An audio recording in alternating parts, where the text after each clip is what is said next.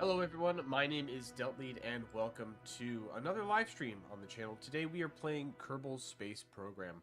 Now, obviously my channel has kind of always been about space simulating games, and Kerbal Space Program is kind of the founder of the genre. It's really what started it all and made the genre of space simulation so popular. So today we're going to be starting a career mode live stream series. And I'm setting the difficulties pretty high, so I would go for hard, because I'm pretty experienced with these games. However, just due to the Kraken, not being able to revert flights, and not being able to quick load are brutal to have turned off. They are genuinely very, very difficult settings to not have, because sometimes things happen in the game simulation that are just unfair. But I'm going to be using the hard settings for everything else, so 10,000 starting funds, 0 science, 0 reputation, lower science funds and reputation rewards for contracts, higher penalties. My Kerbals, if they die for good. I will revert flights if I think that it was unfair what happened, but if I make a mistake or if I fail to design a system to get my Kerbals back to the ground successfully, then I'm going to reap the consequences of that, and they will be removed from my roster forever. So, these are the settings we're going to go with. I'm not going to mess around with the advanced. Leave these alone. These are all fine, but just tweaking the basic difficulty settings to make it a good challenge for me. For our flag, let's pick a good flag for us. Kind of like Kerbal Moon. We'll do that one as our flag. That'll be our Space Center flag. Alright. And let's load up our Space Center for the first time in this series. There we go. We have the birds chirping. Thanks, I've got it. No, I do not need assistance. We're going to go over to mission control. Alright. And we're going to pick a couple of very quick missions. So, gather scientific data from Kerbin. Easy, we'll do that. We can take 2 at a time, so we'll do that one. And then escape the stratosphere. We'll just do the first 2. These 2 will come later, but we'll start there. I have no R&D, I have no new parts, I only have the starters, so we'll just do the very, very basic Mark 1 command pod. Throw a parachute on it. Oh, there we go.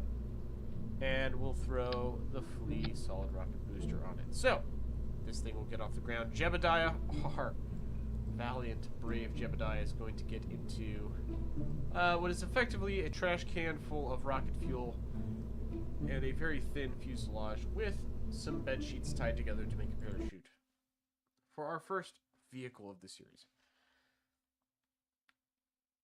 This is as low-tech and potentially dangerous to the crew as possible, but it'll be fine.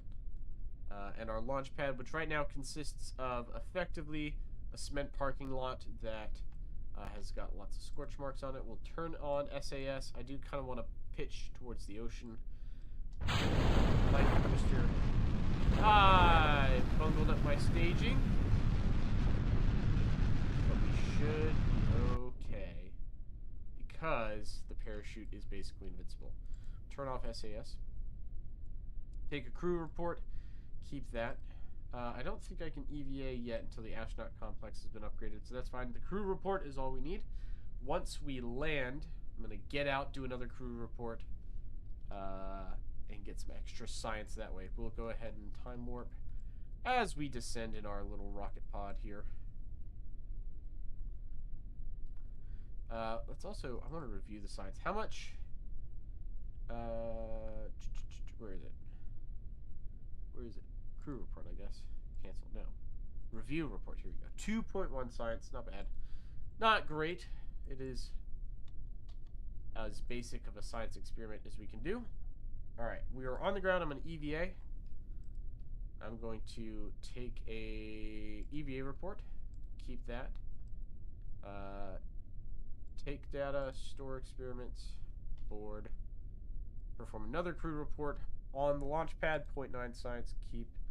and recover. Very, very, very basic starter mission. As simple as it gets. So, we're going to go back to the Kerbal Space Center. We got 12 sites. That's a lot. And 40,000, an additional $32,000 in funding for completing that, which is excellent. Let's go over to Research and Development Complex. And we have enough to do both the engineering, which will give us the thermometer, and the communitrons, as well as a decoupler, the basic rocketry, which gives us the solid rocket booster, spark liquid rocket booster, and some fuel tanks. So we've got a little bit more to play with here. Let's also go to our administration building. I would like to start the fundraising campaign, but I think we'll wait so we can commit to it a little harder. All right, now we have a whole list of contracts we can take. All of these are very interesting. Excuse me, I do have a little bit of a cold today, so I may be muting myself to sneeze or blow my nose, but I'll try and keep that off mic as much as possible. Let's take a look at some of these and see what they require. In-flight, nah, not really interested in that, not really interested in that. These are actually fairly challenging, all those flights. This one could be interesting. We might do that one. This one's relatively easy. Test the 487S Spark Liquid Fuel engine landed at Kerbal. This one would be the easiest one we could do, and test the decoupler. Let's actually take both of these, because we can just do that on the launch pad. No extra effort required. Which would be the easiest thing to do, right? So we'll drop this. I don't even need fuel for this to make it work. I just need, honestly, the grid section will do. And then a coupler. There we go. So just to look at our contracts again. Test the TD-12. Activate this part through staging sequence when all test conditions are met. Activate this part through staging sequencing when all conditions are met. Easy peasy. And we'll just go ahead and ditch the parachute.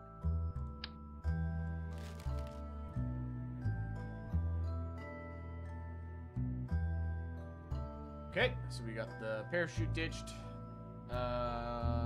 Will it activate with no fuel? Do I need a fuel tank to make it activate? I'm just now thinking about it, but it might actually not let me do that. I do have to purchase it. That's right. I did say I wanted to purchase new things. Okay. That'll probably be fine. Yeah, why not? We'll launch it.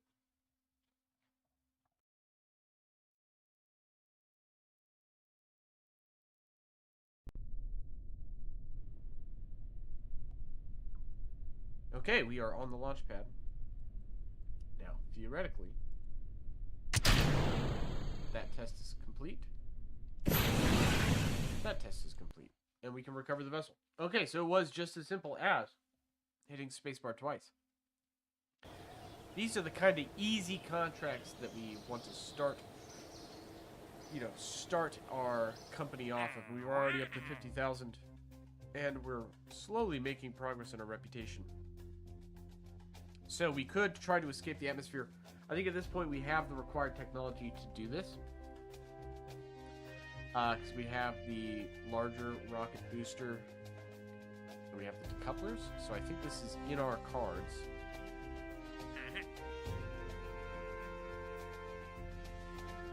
We could probably also do this at the same time. I think. We're going to try doing both of these. And I just need to think about what my speed is going to be, because there's a speed and an altitude band for that contract, for that parachute. I'm going to buy this. And we're going to put 2 on the rocket. Let's throw our parachute on there. There we go. We are not going to need an external antenna for this mission, so I'm not going to bother. We are going to need the hammer. And we're going to need the decoupler. So here is my thought process.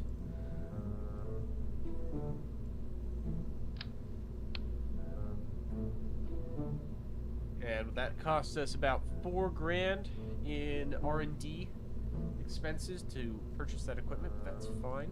So we'll start with the flea and the decoupler. So this is basically the rocket we built before, plus a little bit of extra. Although I will say we'll do 2 thermometers there, and I do want to bring some extra science in the form of the mystery goo. We'll put the 2 mystery goos on. And you know what? Because we're bringing the extra weight of the payloads, I'm going to go ahead and separate that out. So we'll have a separate decoupler there. We'll fix our staging once we get everything else out. Also, adding this extra weight should, in theory, make sure that our velocity is not too high that we miss this contract. Because if we look at this contract, we need to be between 3,000 and 6,000 meters in altitude and between 140 and 200 meters per second. Now, if I look at my first stage booster, it's got a thrust weight ratio of 3:2:2. So let's dial back this thrust limiter a little bit. We'll bring it down to 60. I think that should be enough. So it'll burn a little slower, a little longer. Hopefully it'll keep us from accelerating too fast that we miss this contract. We'll also have the extra science on the payload. Now we can fix the rest of our staging. So, first booster. Let's add a stage here. Second booster. Parachute. Alright, I think this rocket will do. We are going to swap out crew members. Jebediah flew our first one, but we're going to put Valentina in the cockpit for this one so we can spread some of the experience around. I don't want to focus so much on just one Kerbal getting all of the experience. I do want to spread that experience out a little bit. So Valentina is in our rocket. We're going to turn SAS on. Throttle up. Launch.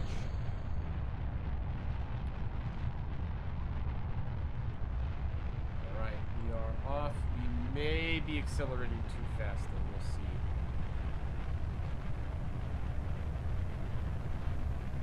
We are accelerating too fast.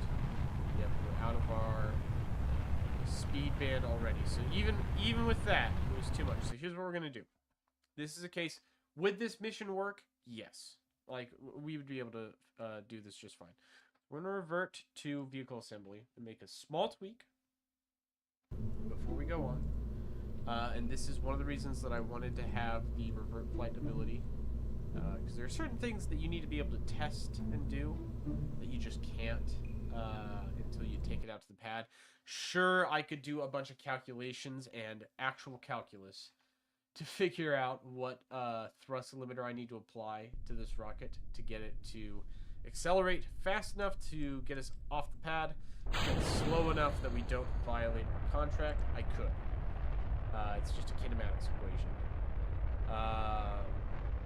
Well, it's actually a little bit more complicated than that because it's related rates with mass going down. So you've got a constant force with decreasing mass. So you have an acceleration that's increasing as you burn fuel. It would be a tricky math problem. Solvable, yes. Easy, no. We may still... Oh, we're going to be close. Nah, we just missed it. Okay, so we need to take it down just a little bit further. All the way down to 45. Still too fast. Bring it down to 37.5. Now we're just making educated guesses on this. But 37.5 should be enough. The pro to bring the thrust limiter down is I'm pretty sure it slows down my rate of fuel consumption. Alright, let's check it again. I'm going to accelerate time just a little bit to get through this boring part. Valentina is holding her course nice and steady. We are within the speed band, and we have successfully completed the contract. Excellent. I am going to pitch a little bit to the east here. Not a ton, but just enough to get us over. Let's take a look at our orbit. Alright, this rocket stage will accelerate us rapidly into space. And we are out. That is not quite out of the atmosphere, it looks like, but it's close. It is close. Alright. Observe the mystery goo. Upper atmosphere observation, good. Log temperature, upper atmosphere temperature. I think we're going to be just shy of outer space. Oh, what's the Kármán line for KSP? Is it 60? We might just reach it. Let's do a crew report. Upper atmosphere, great.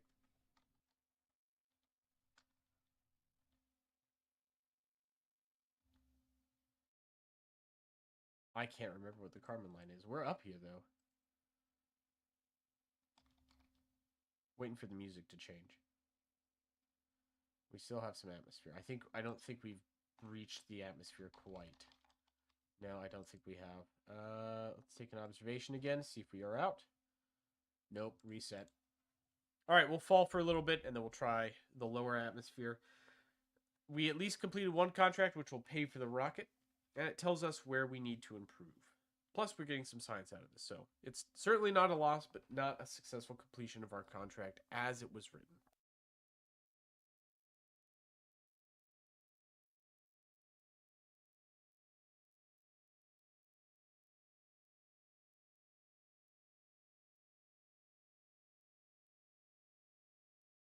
Okay, I'm just going to go ahead and set up our stage here. Separate our solid rocket booster. So we've just got the module now. And we will descend back through the atmosphere, through the rest of the atmosphere. Go ahead and accelerate time a little bit. It is going to take us a minute to cover this distance. I'm not worried about re-entry reheating effects. A suborbital hop like this is just not getting us nearly the kind of velocity that you need to be concerned about. Let's see if we can observe a mystery goo here. While flying at Kerbal, I'll take that. Log temperature over the water, we'll keep that.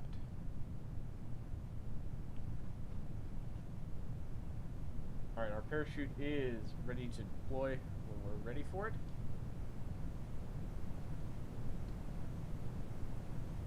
But we are still 5,000 meters up.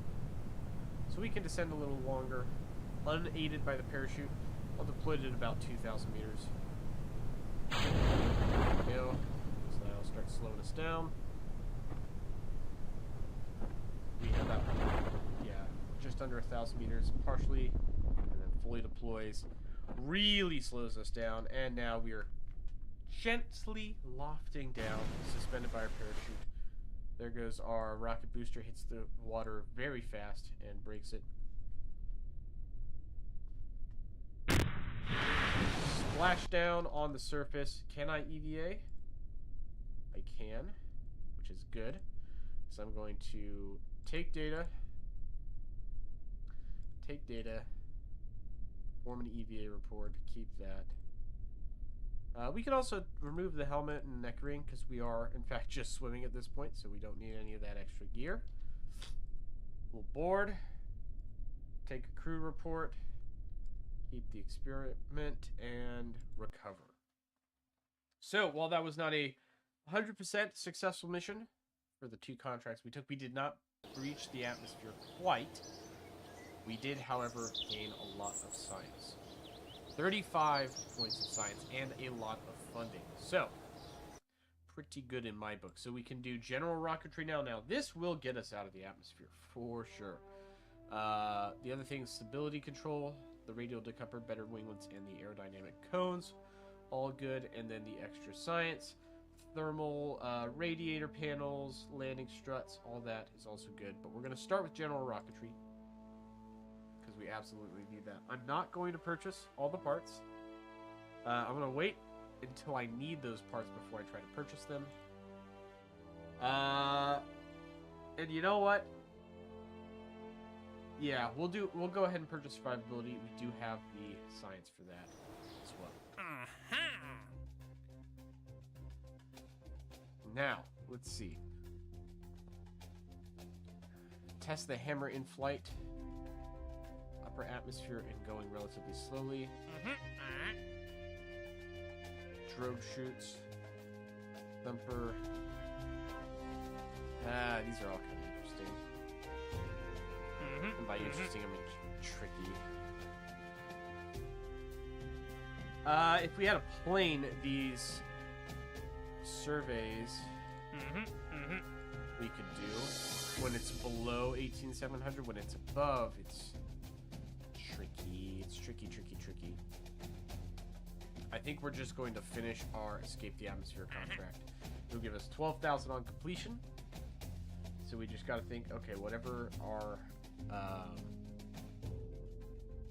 or sorry, no, it'll give us 19,200 plus 12,480 or 12,480. So that would be quite a bit, a little over 30,000 total to complete that mission. We've already gotten a $6,000 advance, as you subtract that from it, but everything else would still count. Let's go ahead and get some more science. I'm going to purchase this. And I'm going to use the same mirror symmetry to put these on the other side. Right there. This upper module is going to stay the same, but we're taking the hammer off. We're going to buy the thumper. Now we have a proper solid rocket. We're going to bring this thrust weight ratio way down. Well, not way down, but we're going to bring it down to like 80. This one to like 50, so I don't get some ridiculous acceleration off the pad.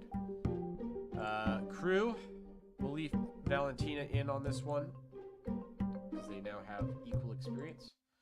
We'll launch it. I didn't check my staging in the build center, but we can adjust it on the pad real quick. It shouldn't matter though. It shouldn't change a whole lot because all we did is swap out an engine. Yeah, so all that is the same. Alright, real quick, let's take a temperature. Keep. A pressure. Keep.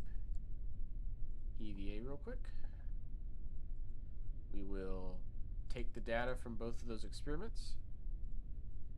Let's also go ahead and equip her gear, because she is theoretically leaving the atmosphere on this mission.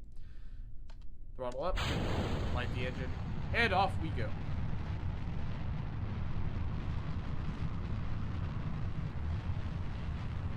I'm going to pitch over slightly here.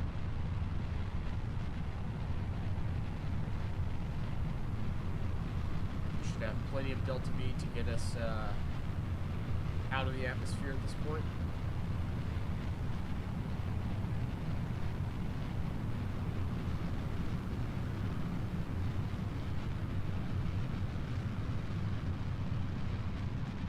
Good. Everything is still looking good. Accelerating nominally. Let's take water pressure data. The upper atmosphere, sure. Now I'm not going to light my second engine quite yet. I might not need to because my apoapsis is looking pretty good. So we may just separate it. Kind of a waste of fuel, maybe, but I don't think we need it because we're going to 90. Yeah, it looks like we actually had more than enough thrust. We could have just ditched this together, saved a little bit of money. But that's fine. It's not a big deal in my book. And we'll just wait until we are out of the atmosphere.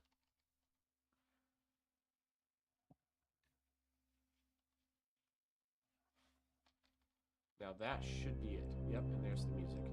So let's do mystery goo observations. Keep that. Log temperature, keep that.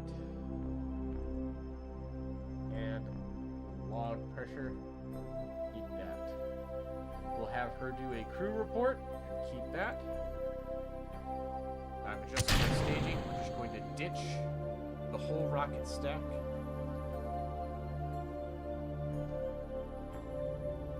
suborbital flight. We are in the atmosphere, or out of the atmosphere. Here we go, back into the atmosphere.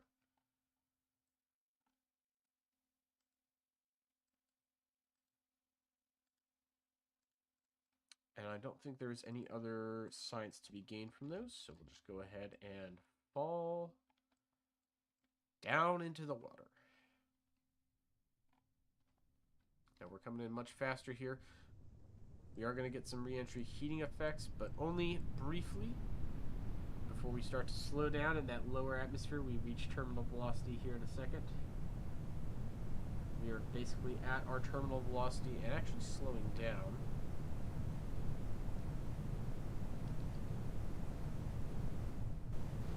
Do the exact same parachute opening sequence we did during the last mission. So right back now, deploy.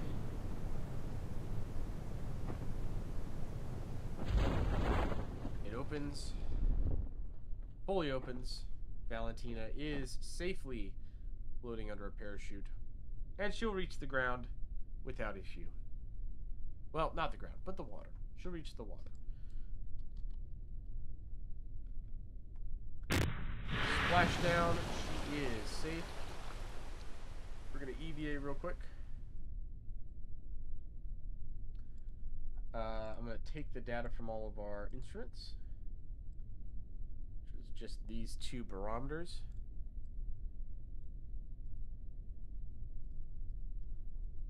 We've already done an EVA report, so I don't need an EVA report, but we are going to observe some mystery goo, and then we are going to log pressure data. We'll recover the vessel, and that will be the end of our third mission now? Fourth mission, if you count the second launch pad mission we did. 47 science total now, 41 gathered on that mission. We've regained 6,700 from parts, mostly in the science equipment. And we have successfully left the atmosphere. So we've completed that contract. Excellent. Now, we've got some science, some money to work with here. Let's go to research and development. Flight control, enhanced survivability. When do we get plane parts? Aviation. This is kind of what I'm saving up for, really. So let's research this. And, oh, we're just short. We're just short. Okay. Because the aviation's going to let us do some of those observation contracts and other stuff. Is there something we can do to get us more science? We don't have any of the parts unlocked to do a car. Those don't offer science. We could try doing one of these booster contracts. Radial drogue shoot in flight over Kerbal. 3 to 11,000. We could do this.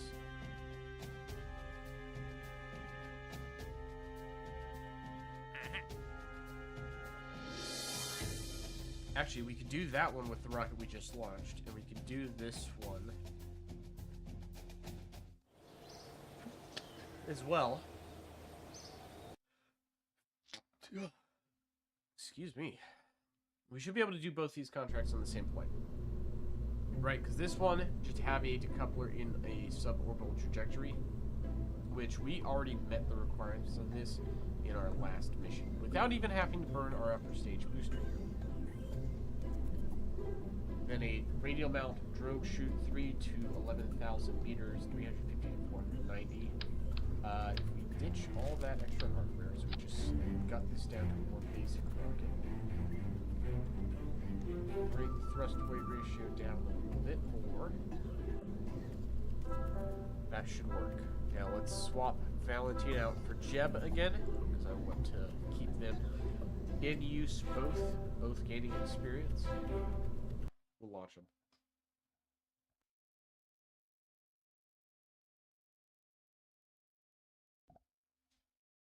Wait, I forgot the drogue chute.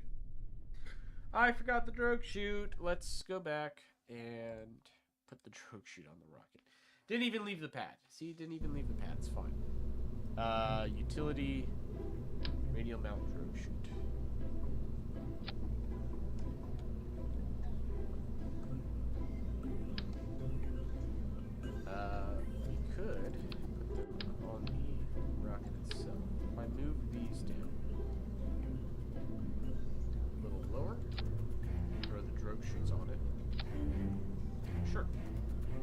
Let's also, you know what, just for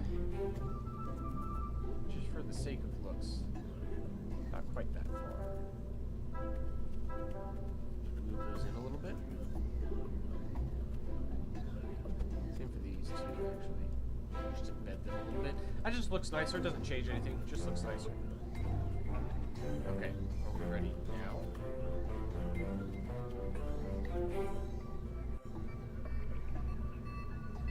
So, let's move those stroke shoots down to their own stage. That way, if I need to, I can move that stage completely out of the way. There, because that's when I would use it. I should be able to just right-click and test on it.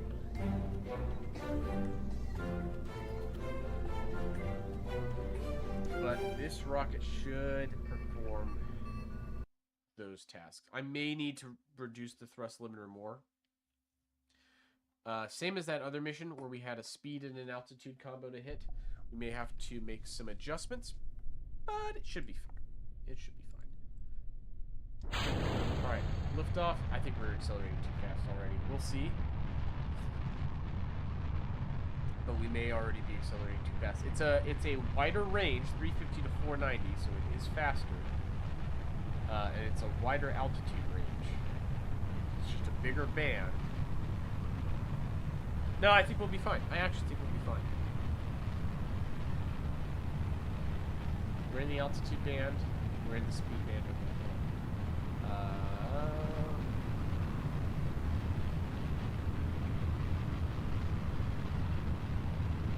We accelerate past the speed band. Oh, I have to activate the part. Okay. Revert flight. Revert to launch. Okay. I do have to activate these drogue shoots. Is that gonna mess with me? Is that gonna mess with me? I thought I just had to click on it, but apparently not. Apparently I do have to. Let's move it down in the staging order. I should be able to deploy and then immediately retract them.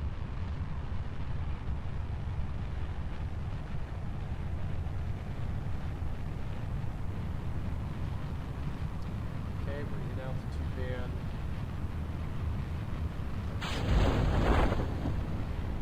Yeah, that's what I was worried about. Oh, let me cut the other one. Let me cut the other one. Let me cut it. Let me cut it. Cut. Alright. Can we regain control?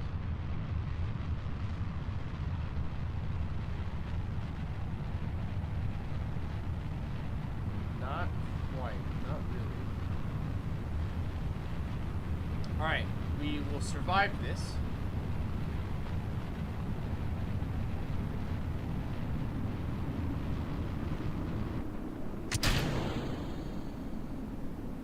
Going to survive this. That's fine. That's what's really important is we survive. Let's do some observational things. Why not? Yeah. Crew report. Flying over Kerbal's water. Yeah. Keep. Yeah. Sure. Okay. Well, we survived. Due to some quick piloting skills on Valentina's part, we were able to keep it from completely losing control, which is good. But we did go in a horizontal trajectory, nearly uncontrollable. But it's okay. She survived. We did complete the test contract, which is good. And we will be able to do, if we just relaunch this exact same rocket, we will be able to do our other contract just as well. Jebediah Kerbin, not Valentina. I misspoke. Jebediah was piloting that time. His quick thinking and pilot skills was able to save his own life, so kudos to him. We're at 39 science. So we still have to get into the suborbital trajectory with this part. Are there any other suborbital trajectories? We have to be at a very, very high altitude with this flea rocket booster. Pays a decent amount, but it is challenging.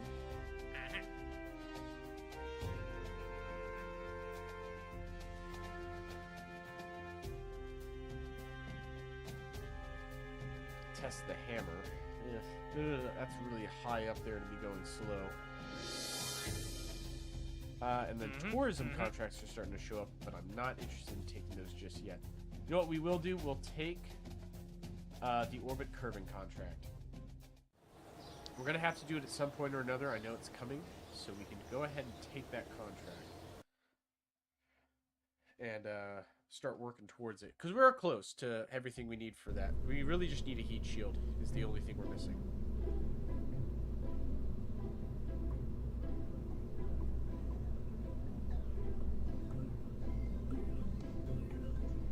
Okay, let's launch it. I'm gonna save a little money since we've already gathered all the science goo. We don't need those drogue chutes. We don't need those thermometers. This mission is not for science. It's just to get up there.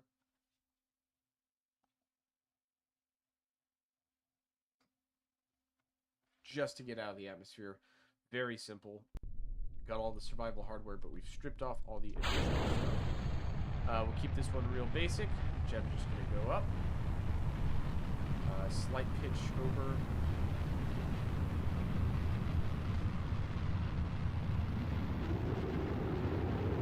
We are accelerating extremely fast.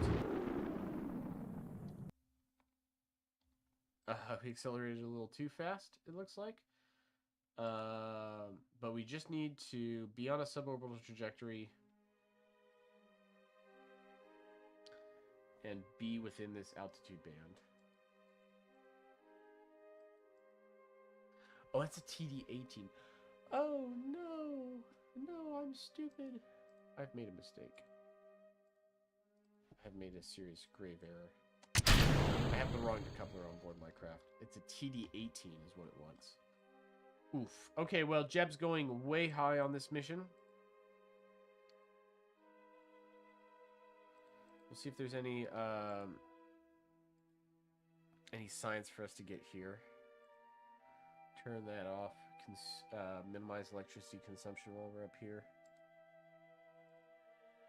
How high do we need to be in non-near Kerbal space? Let's try now. Crew report. High over Kerbal, 4.5. Well, I guess I shouldn't have sacrificed my science payload. But oh well.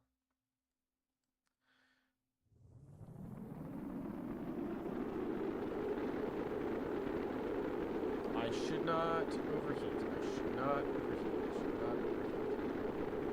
Let's balance out the heating a little bit. I should not overheat. I'm not going to overheat. Alright, we're good. We're good. That was close, but we did not overheat. Jeb survives. Barely. We'll get him strapped in there. His back literally mere inches away from one of the most extreme temperature gradients in the universe. But he lives. We're decelerating nicely. Shoots away. He'll feel that sudden deceleration. And we're drifting.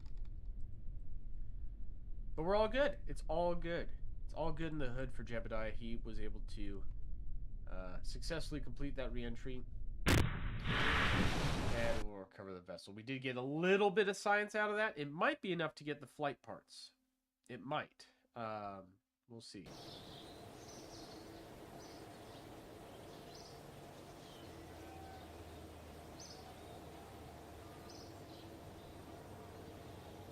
So we are 0.1 science away from getting the flight parts, which is ridiculous.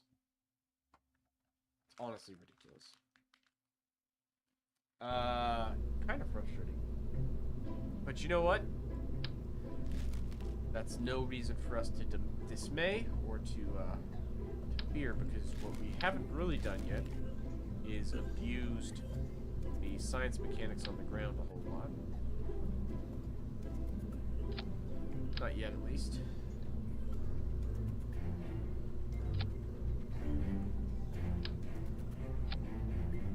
And we're going to swap out our crew. Bob, you're getting in the capsule. This thing has no fuel. It's going nowhere. This is purely to just collect ground science real quick. Some atmospheric observational data on our launch pad for future missions to help us better understand our launching conditions, yada, yada, yada. So we're going to observe mystery grew on the surface. That alone is enough for us to get what we want. We'll do an EVA report. We've already done that. So remove helmet, remove neck ring, land on the ground. EVA report on the ground. No difference. Okay. Log pressure data. I guess we've already logged pressure and temperature data before here. But what we haven't done is waddle over here real quick. Nope, not far enough. Waddle a little farther, why don't you? We're still technically on the launch pad. I see that now. We're on the launch pad. Let's get off the launch pad real quick, shall we? Let's take an EVA report over here. There we go. EVA report. Nope, still too close. How about now? EVA report. Nope, still too close. Keep going, keep going, keep going, keep going, keep going. EVA report? Nope, still too close. How far away from this launch pad do we need to be?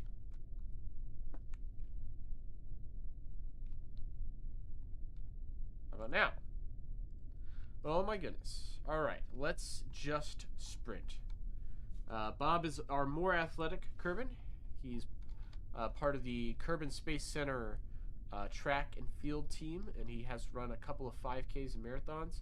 So this is nothing for Bob as a experienced athlete.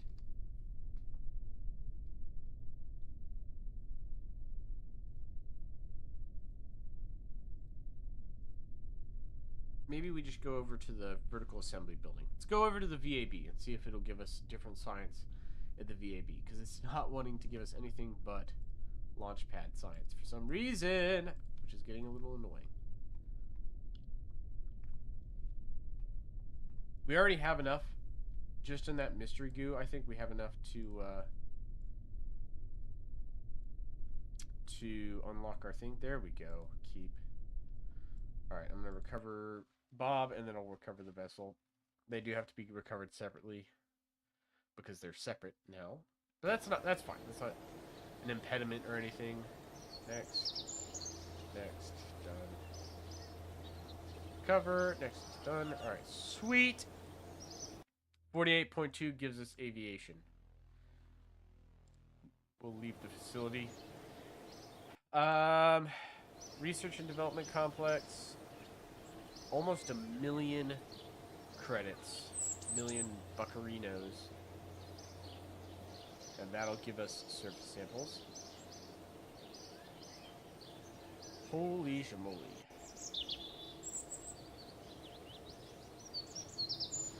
We could upgrade our launch pad, but I don't think we're going to do that yet. So we still have this contract. I'm not going to reject it because that would cost us a lot. We could orbit Kerbin for sure. But before we do that, let's get some planes. Let's get some flights going. Right? Let's take a step back. We've been throwing people out of the atmosphere, and that's great. But maybe we're getting the cart before the horse a little bit. Let's just master the art of flying a plane on the ground and in the atmosphere before we try doing all this extra atmospheric missions and stuff, you know? Alright, fuel tanks. There should be... Huh, okay. Purchase that. Purchase that.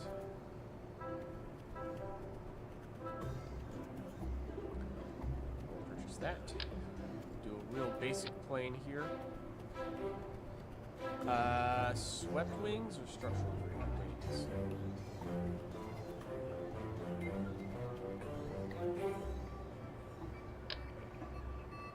Do the structural. Excuse me. Also buy the Elevon.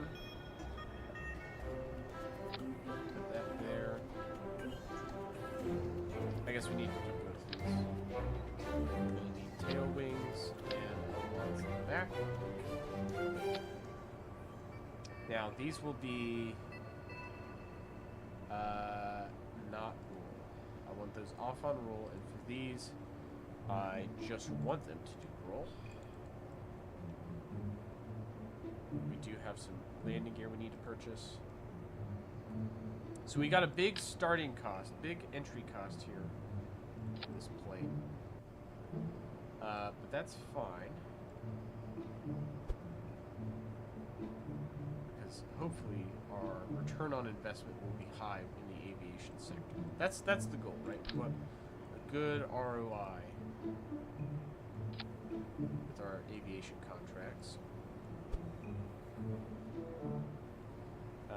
Let's reposition this nose gear. Nose proper. I think that'll work. We do need the Juno basic engine, and we need a small circular intake.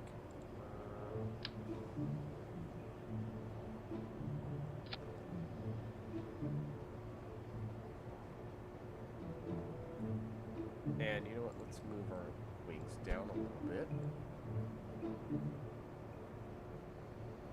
And scoot it just back so it doesn't interfere with that entry point. Scoot in. There we go. Now I can take this. Move it down so it's, yeah, sitting right between those. Go aerodynamics, throw intakes on these bad boys, and then we'll throw engines on these bad boys. Alright. Will it fly? Probably. I am going to put less fuel in it. Center of mass is in front of the center of lift, but maybe a little too far in front. So let's scoot these up just a little bit. We'll actually name this craft.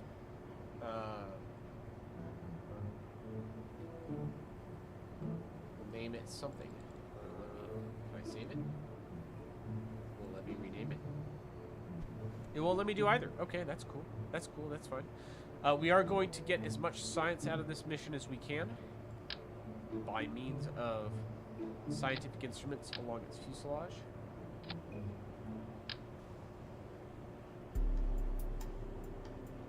Right there. We have not even unlocked the Science Junior yet, but that won't matter till much later. The Science Junior gives us a lot of research, but it is also heavy and large and makes it challenging to use.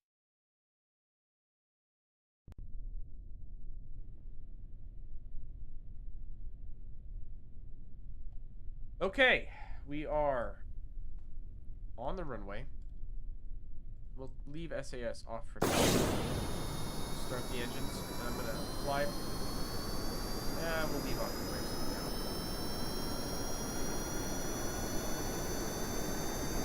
Already having control issues. Trying to compensate.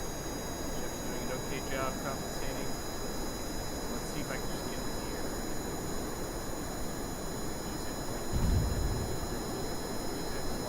Alright, revert. Revert to launch. See, this was what I was talking about. Needing to be able to revert flights. Especially for the planes in this game, and when you haven't upgraded your runway yet. Taking off from this dirt runway is obnoxiously hard. Just to get a stable. It's obnoxiously hard.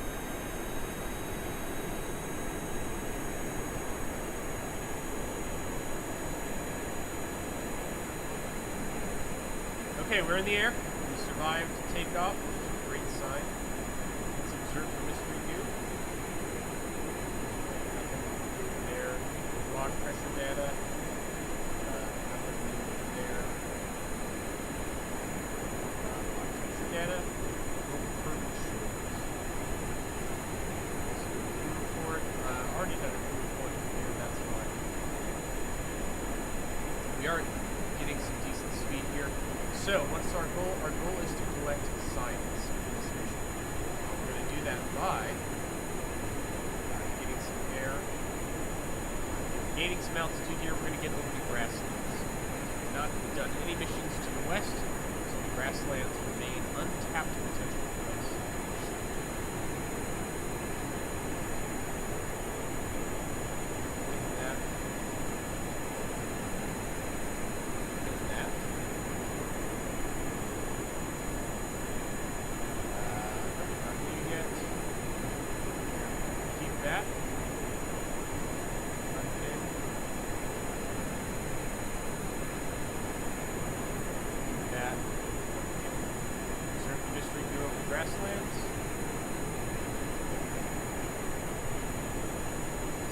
those are new, but I know the crew report will be different. Grassland. We could try and fly through the mountains. I think that's our next destination.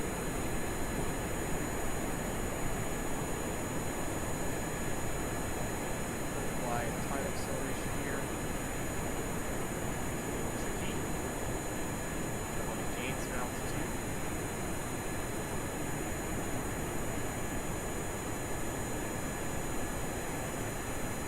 We are still accelerating, which is good.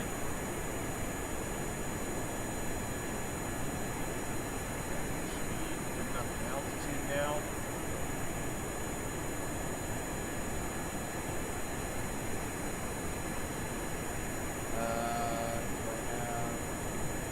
No, I don't have any more signs of I should have brought more thermometers. That's okay. I can't EVA in flight, nor would I want to in a case like this. That'd be a little risky. Instead, we're just going to fly back to the Cruise Space Center. I'm not going to try landing on the runway. That would be ridiculously dangerous. The runway is actually terrible to try and land on. Instead, we're going to cruise back. We're going to land on the ground by the shores of Stan. We'll land left of the runway.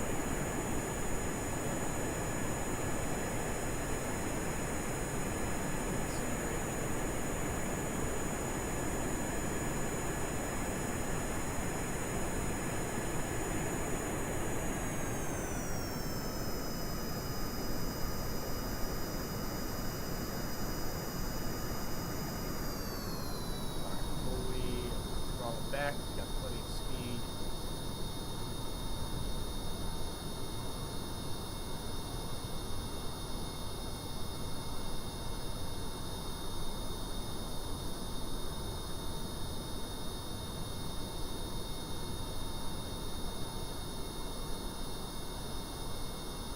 Alright, normal time. On the glide slope, we decelerate as much as we need to. Flare. Touchdown. On the ground. Brakes applied. Keep applying the brakes. We'll just lock the brakes on. Lost a wing. Because this landing here is super good. But we did come to a stop. Which means we can recover the vessel. We got a little bit of science out of that, and we were able to test our plane successfully, which is good. That is good. Got up to a nice high speed, too, so we got 11 science points total. Let's go ahead and look at our contracts. We can't take on any more contracts until we upgrade this. And we are going to be low on funds if we do that. So instead, we're going to try and knock out one of these contracts. So we have Orbit Kerbal. And we have the test the Mark 18 decoupler. Which is this guy right here. Now, it'll look stupid. But we can, in fact, do this contract. It'll just look silly.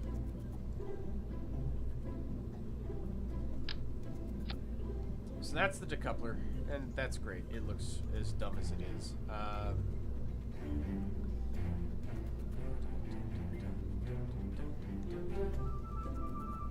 Let's just do the thumper.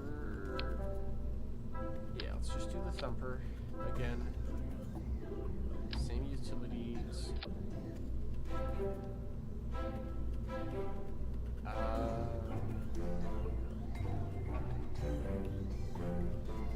Now with the contract,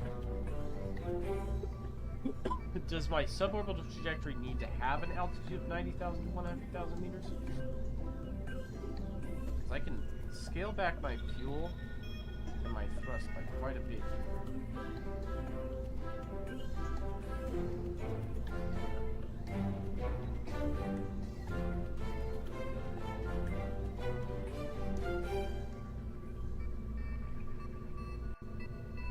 1.48 should be a good thrust weight ratio. Yeah, it should be fine. That should be fine. Alright, we'll put Valentina back in the hot seat. Yeah, it should be fine. 574. Just to get a suborbital, I think that'll do.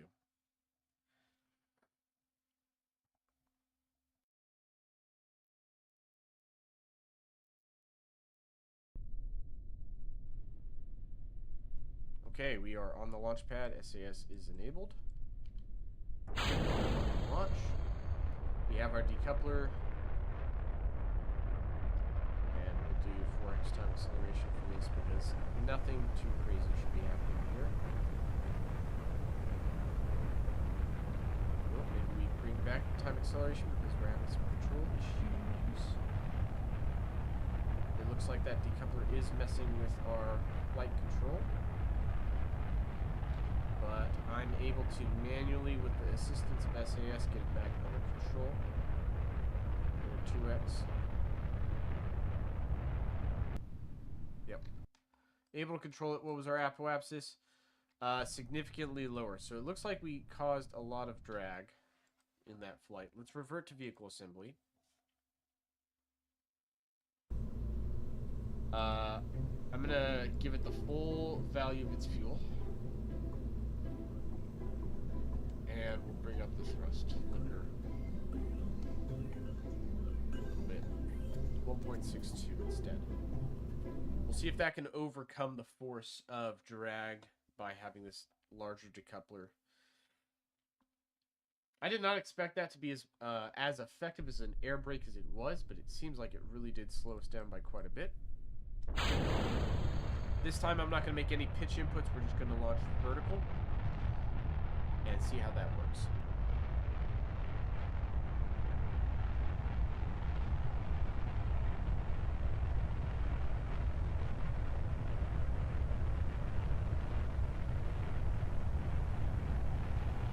Alright, so far, so good. Not seeing too many issues arise yet. Nice and stable. We'll go up to 2x times acceleration. Let's zoom out and look at our apoapsis. It is climbing now. Oh, and that's why it's starting to shallow out, because we are losing it again. Let's get control. Pitch up.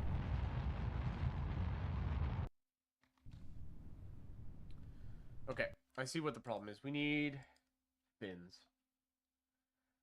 We need fins for stability is what we need. So let's go aerodynamics. We'll do 4. Good measure. Alright, so here's what the problem is.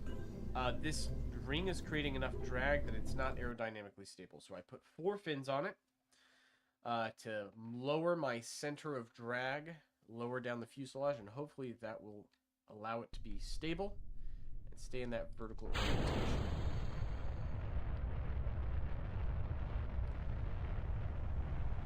Initial thoughts, it looks like it is in fact helping hold trajectory a little better. I may need to just have more manual input here to keep it on that trajectory.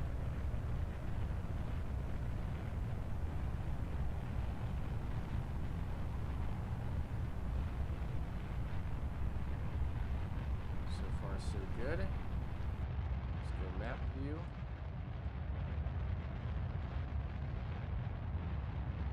Start pushing us out a little bit.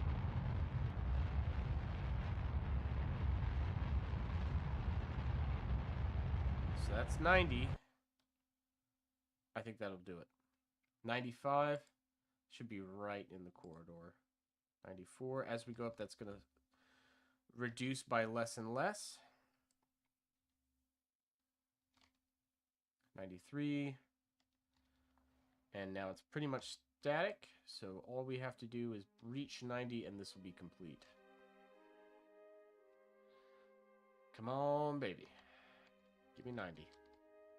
We are in space. That is a successful completion of the contract. Go ahead and separate from our hardware there.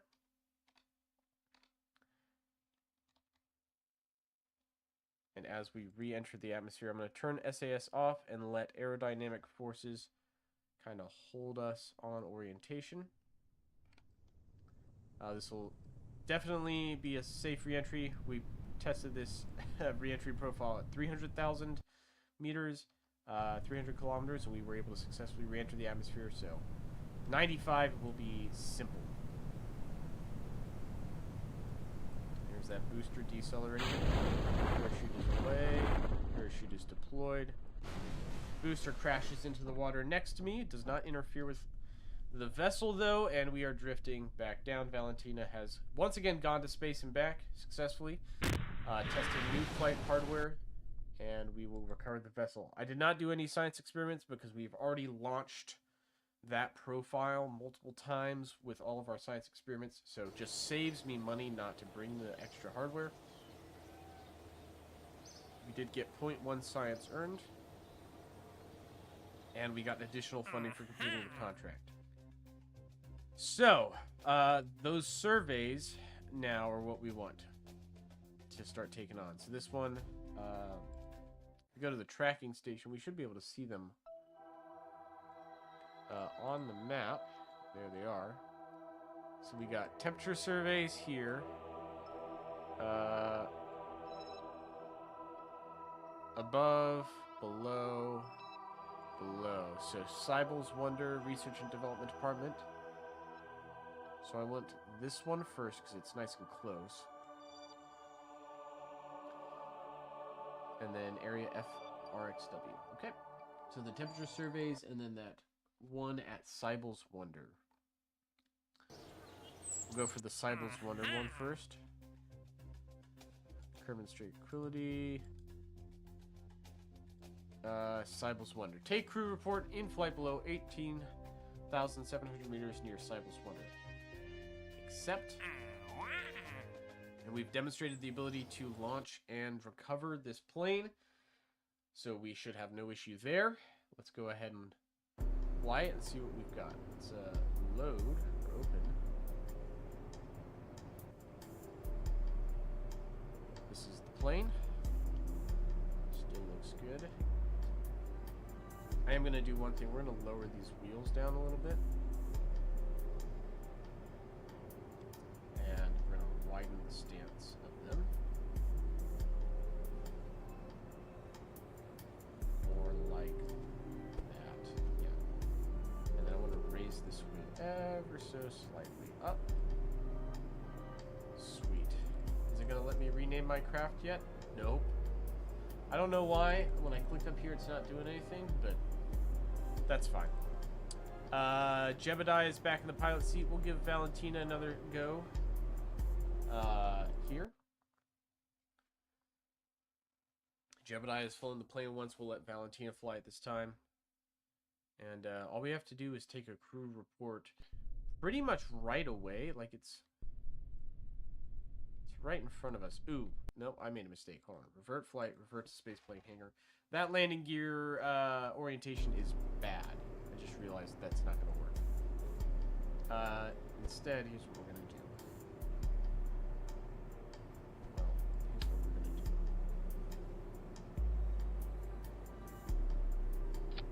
I'm going to put them right there, and then I'm going to move them. Hold on. Put them right there, and I'm going to move them down. Out a little bit, so now they're hanging off the wings. Move them back along the wing. Move this guy up. Not that much, not that much. Just slightly up. No, slightly down. These guys, slightly up. Yeah. Okay, I forgot how angles work for a second. Because I want it to be kind of leaned back a little bit. Either perfectly horizontal or lean back a little bit. I don't want it pitched down. That's going to make takeoffs difficult. And it looks like, just due to the suspension and the wheels and everything, that we've achieved pitched up slightly. Alright, SAS is on. We'll go ahead and launch. activate navigation. Looks like it's pretty much right here on the right.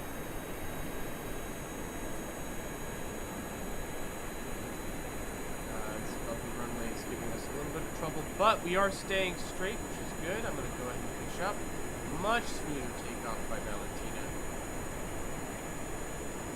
Alright, we are in the air.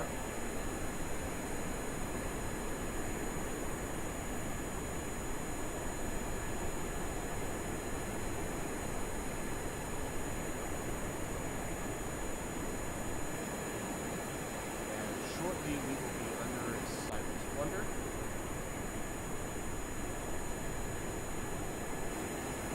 We are entering Cyber's Wonder. Alright, so we're already there. Moving forward. Keep it. That contract is complete. Excellent. Now we can do crew report. Here. Interchange. Alright. Let's try flying out to the island and see if there's any silence there first.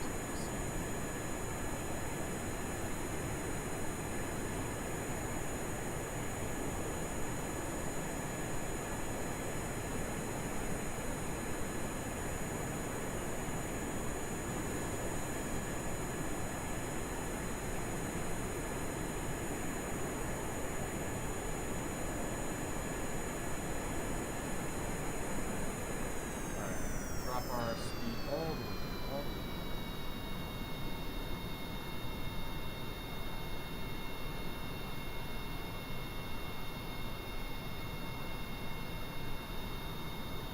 So just gonna be shores by him the whole time. It is, okay. Nothing new to see there. Let's go ahead and fly back to the Crew Space Center.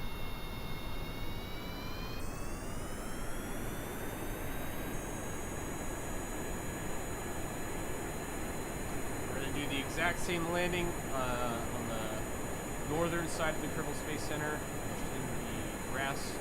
I'm not going to try landing on the runway because it sketches me.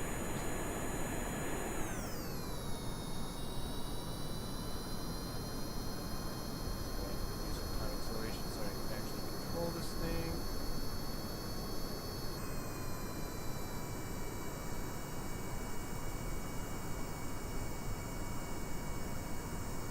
Down low thrust, basically idling the engines now.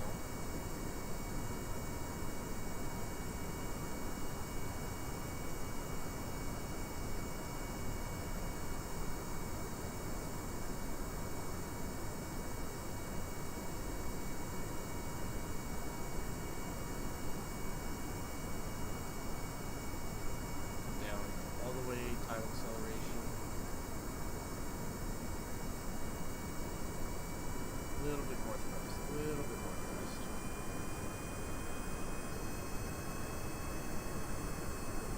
Okay, good.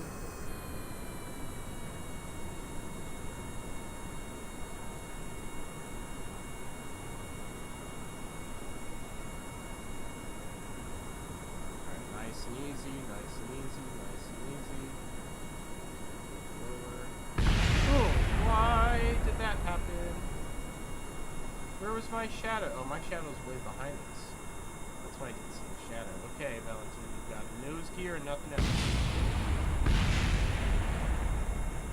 Okay, Valentina. Alright, you've got nothing but cockpit and nose gear. Oh, no, Valentina, no! Alright, that's unfortunate. Did we complete the contract? Yes. Did we lose a Kerbal in the process? Also, yes. And like I said, unless it's due to like game being buggy and dumb, death is permanent. So Valentina, we salute you and your contributions to the Kerbal Space Program. However, you are no longer with us. That's hard to see. Okay. So we've lost a Kerbal in our astronaut complex. Valentina Kerman killed in action. We don't have the money to really hire another pilot, so it's just going to be Jebediah now. Ugh. We hate to see it. We hate to see it. But we cannot allow setbacks like this to prevent us from continuing to explore. Hollow Mark 12 radial mount drogue chute in flight above Kerbal, 2,000 to 8,000 meters. That is within the operational parameters of our plane. This one might also be in the operational parameters of our plane, but it's kind of a stretch. However, this one definitely is, and this is some quick money and science we can earn. However, it is risky because these planes are difficult to fly, as we've demonstrated. And really, they'll continue to be difficult to fly until we have better landing gear.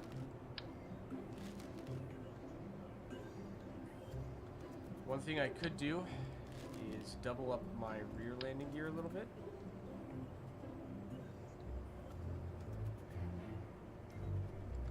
So I have one. What's my part count? 19, so I can definitely afford more. That's 2. Now, if I were to grab this guy, pull him back. Grab this guy, pull him back. Push them both down 2 clicks. Up 1 click. Up 1 click, and then scoot them together like that.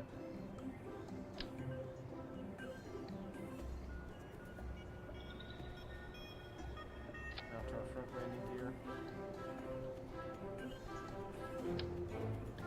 Nope, not that. Yes.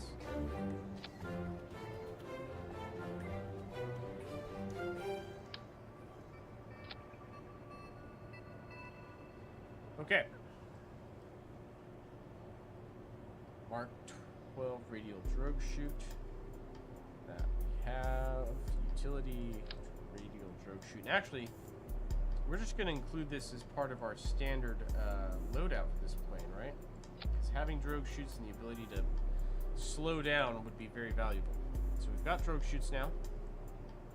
I'm also going to purchase this navigation light because that'll help give me a reference point for when we're close to the runway. How far away. Just visually helps me see where the runway is. Save it.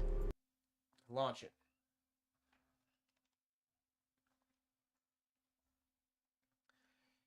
We may spend some money right out of the gate to upgrade our runway so that we have less issues in the future. Throttle up, SAS on, no control inputs. Just start rolling. And you can see now we've got those lights which show me roughly what the plane looks like on the ground. I can use that as a reference point, as a data point, to see how close I am to actually touching the ground. Because that's the issue we ran into, is we hit the ground too hard twice. Alright, we're up. Turn the lights on. Speed is good and should stay good. Now we just need to climb to 2,000 meters, which should easily be accomplishable.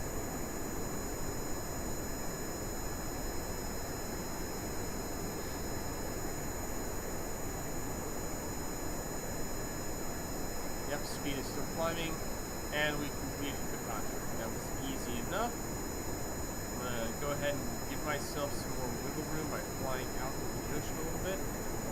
Around. I think I'm going to bring down my roll authority a little bit on these elevons. It's just a little bit too much. Too much roll makes it very difficult to maneuver the plane, actually. Over-rolling.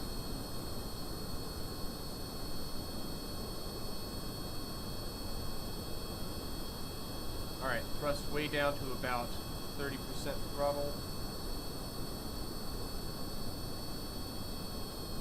Down even lower. Turn our navigation lights back on. Now, see what I mean by overrolling? That's what I mean.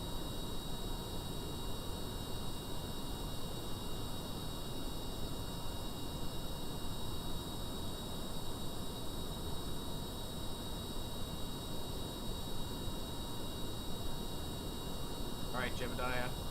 Valentina botched this landing and it cost her her life. You need to be on point here. Get on your glide slope.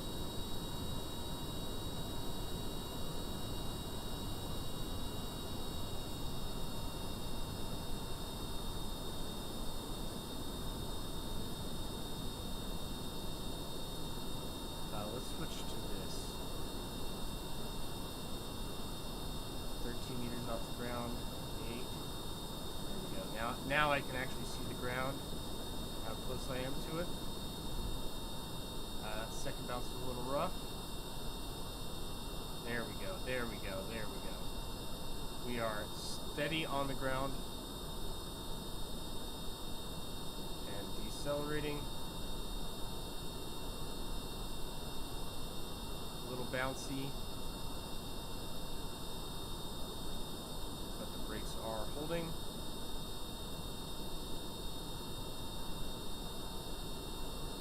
And this time landing with the plane and the pilot both intact. Recover the vessel. Alright. Alright. Adding that second pair of landing gear definitely helped to keep it a little bit easier to control. We were able to complete that mission. We're at 200,000, which is great. I'm going to hold off on upgrading the runway for just a little bit longer. Because here's what we're going to do next. Let's see. There was a temperature survey. Pressure readings in flight below 17,100 meters. We'll take that one. There's another observational surveys we can do as well. We're going to do the exact same profile. Take off, go to our destination. Landing, I think we've got smoothed out a little bit. It did look a little close. A little sketchy there. But not outside of the bounds of reason for our aircraft. I'm going to re-add the science cargo to my plane. Hey, it's letting me edit it. Alright. Let's call it the Kerbal Space Program Plane 1. Plane Mark 1. KSP Plane Mark 1. Save it.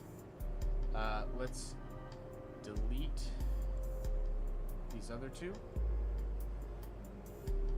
So now we just have this plane. Not trying to clutter my game with a bunch of unnecessary, designs and builds here. Oh, we are unable to launch yet because we have not actually purchased this. I'm going to purchase that drogue chute. I'm going to save on the actual radial mount parachute. I don't need that quite yet. But I do want to use the drogue chute. And actually, we didn't even deploy the drogue chute when we could have on that landing, which would have really slowed us down and made the landing safer. So that's shame on me double for not thinking to use that. Our site is directly to the south. Go ahead and launch our plane.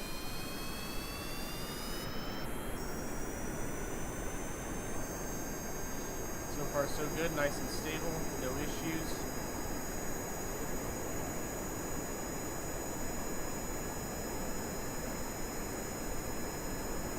About 90 meters per second with liftoff. And start navigating to the south.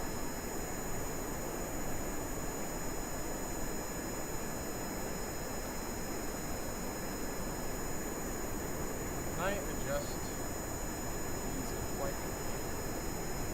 Authority limiter.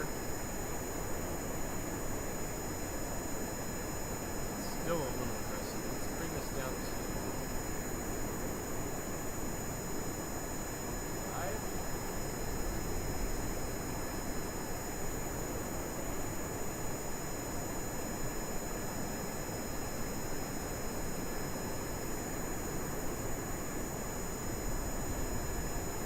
Alright, we're getting good speed here. We are going very fast, actually, which is good.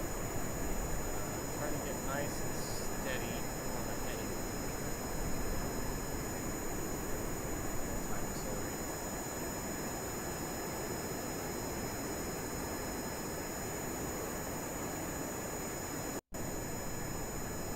climbed a decent bit in altitude here. Throttle down a little bit just to conserve fuel.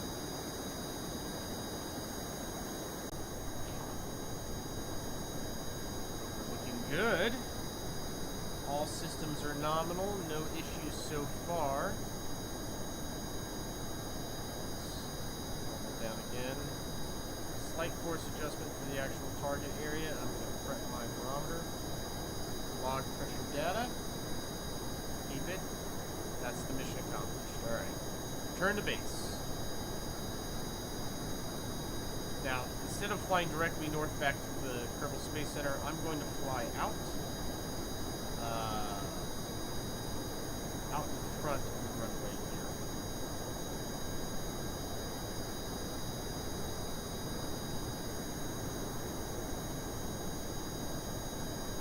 Like quite a bit. Navigation lights back on. Let's look inside our little cockpit. It's not very big. Oh, I've deployed my drone chutes on accident. That might be a problem. Oh, that is a problem. Okay, hold on. Cut parachute. Cut parachute. Alright, well, I accidentally tapped the spacebar and I've lost my drone chutes. Now, Jebediah was able to quickly enact an emergency procedure to auto-cut the parachutes and save the flight. However, we are going to have to conduct this landing now without the drone chutes. The plane can do it.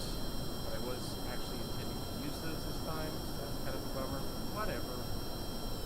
Make it work. Make it work. Alright.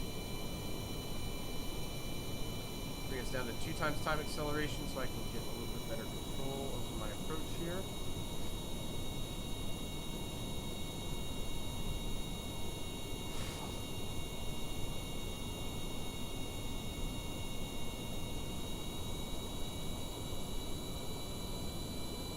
Lights are on.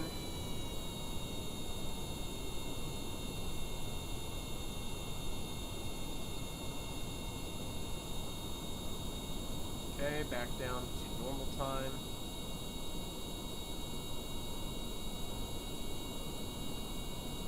Going a little bit slower. Switch to ground altitude. 9 meters up, 12 meters up. Declining. Flare. That's 1 bounce. It's 2 bounces. 3 bounces. Okay, we're bouncing. Brakes are engaged. We are decelerating. Kind of waddling here, but that's it. Alright. All wheels are on the ground and down. Got a little sketchy for a second there, but we were able to save the plane. No damage to the hardware. No damage to the Kerbal. Successful landing. Any landing you can walk away from. Rest in peace, Valentina.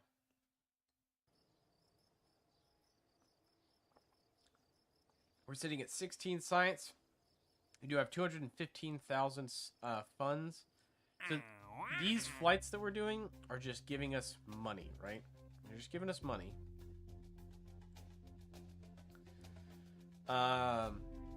We could do this, but I would need a rocket really to get up to that altitude.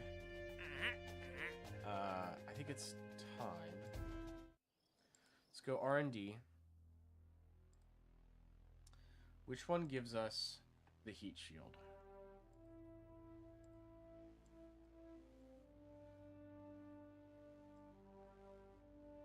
Actually, wait, which one does give us the heat shield?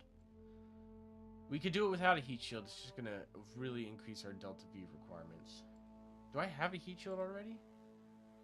Did I start with a heat shield? I don't think I did. Did I? No? No? No? No?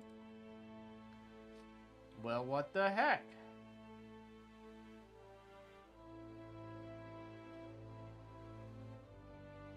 Yeah, I'm not seeing no freaking heat shield. When do I get heat shields?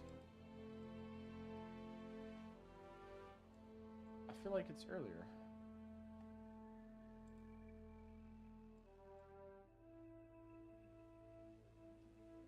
Alright, chat. Am I actually crazy? Am I losing my mind? Enhanced survivability, command modules, space exploration, flight control, advanced flight control. Landing gives us heat shields. No, landing gives us the big heat shields. Have I had heat shields this whole time? Alright, hold on. Hold on. We're just going to go to the vehicle assembly building and see if I have the 1.25 meter heat shield. Thermal. Son of a... Alright. Hey, look, we have a heat shield. Okay, so we've got a heat shield. So I don't know why I was stressing about all that earlier, but there's our heat shield. I should have probably been using that the whole time, but you know what? It's fine. It's fine. Let's do coupling. Put our decoupler right there. Right? Fuel tanks. Buy the Spark. This is a very efficient engine, actually. That's going to give us thrust weight ratio 0.92, which is pretty good.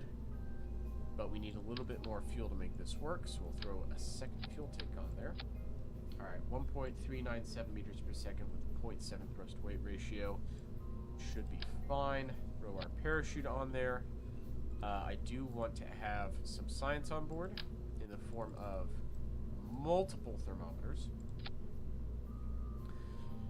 Don't really need pressure, and I think we already got the goo science. That's it for that. I don't have any electrical, so my duration of flight's going to be limited, but that's okay. Let's go ahead and do coupling again.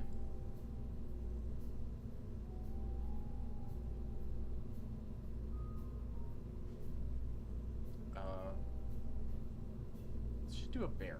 I don't like the truss for this. Coupling. It is going to look a little silly. I don't know if there's a way we can kind of get around that. I guess the other option is we use the different engines, right? We have the Ant. Let's go ahead and purchase that.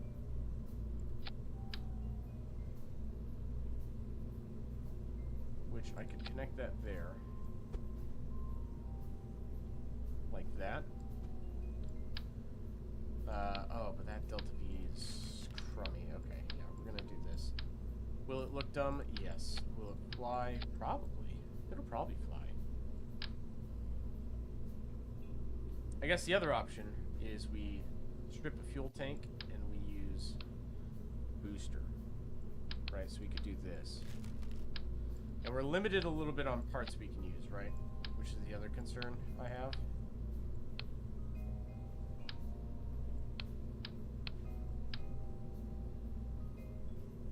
Why is this not? Son of a bitch. Alright. Start over. Start over.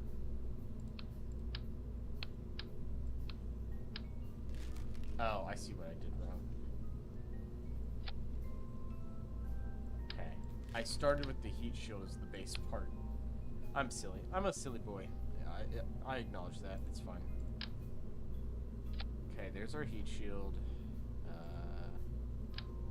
Parachute. Science. Great. Let's keep a look at our part count and our weight limit, because that is going to be a limiting factor for us here. Fuel tanks. One coupler, fuel tank, spark engine, second coupler, then we'll go Lee. So second stage booster, and then the thumper. That's what I'm thinking, alright? Then we're going to need a way to control it effectively, because we are actually going to have to fly this plane for realsies. Those tail fins are ridiculously huge, though, so maybe we don't use those. What about the winglets? Also ridiculously huge. How about we just use the basic fins and we use the command module's RCS wheels to get us the rest of the way? I think that's what we're going to have to do. Okay. Sketchy, yes. And we'll test whether or not there's any issues with the stability of it once we're out there. To get the staging all squared away, 2542 meters per second. Oh, let's go vacuum. We'll get a little bit more. Okay. I mean, the thumper can really push us out there. Really push us out there for sure. But I think I want to give myself a little bit more margin with my fuel tanks here. So we're going to throw one more fuel tank on the Spark.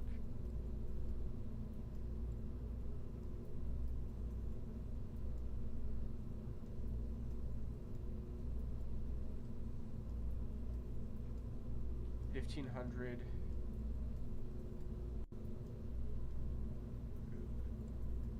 Oh, hold on. There we go. Let's bring the thrust to weight ratio on this way, or the thrust limiter way down on that. Just because I don't want to have an uncontrollable rocket engine, basically. A little bit higher. 1.18 is fine. 3480 total meters per second delta V. Is that enough? I think so. I think that is. Now, here's where, you know, my KSP experience, or lack thereof, is hurting me. For, like, Juno New Origins, I know, like, oh, I need about 5,000 meters per second delta V to get to orbit and have enough, you know, delta V in the margins to maneuver and get back. KSP, I'm not 100% sure on those kind of numbers. So, hopefully I'm right. I might be wrong. We'll find out. Let's go ahead and throttle up. Light our first stage, and I'm going to pitch over right away. Because I do want that shallower launch profile here.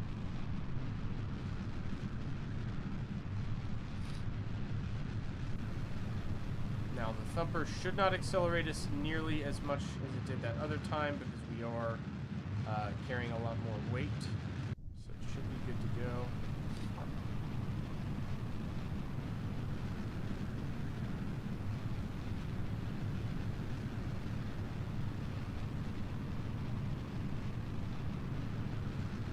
And yeah, looks like so far so good. Okay.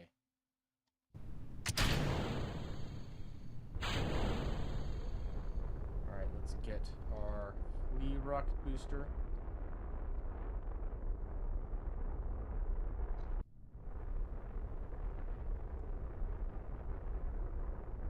Now this is a lower impulse engine now.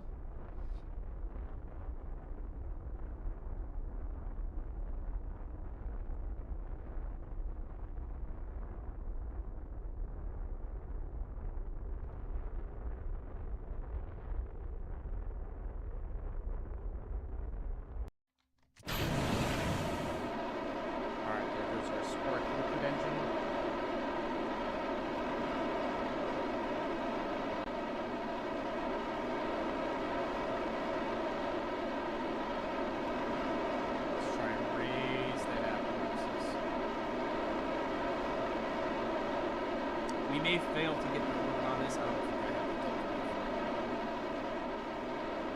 70. Slow it down. We're in space, but I don't think we're going to get to orbit here. Just shy of speed here.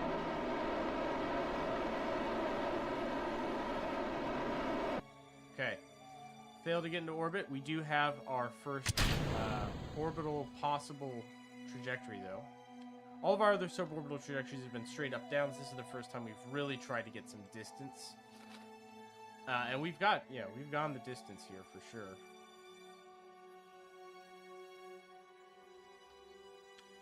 So we're going to hit the atmosphere here in a second.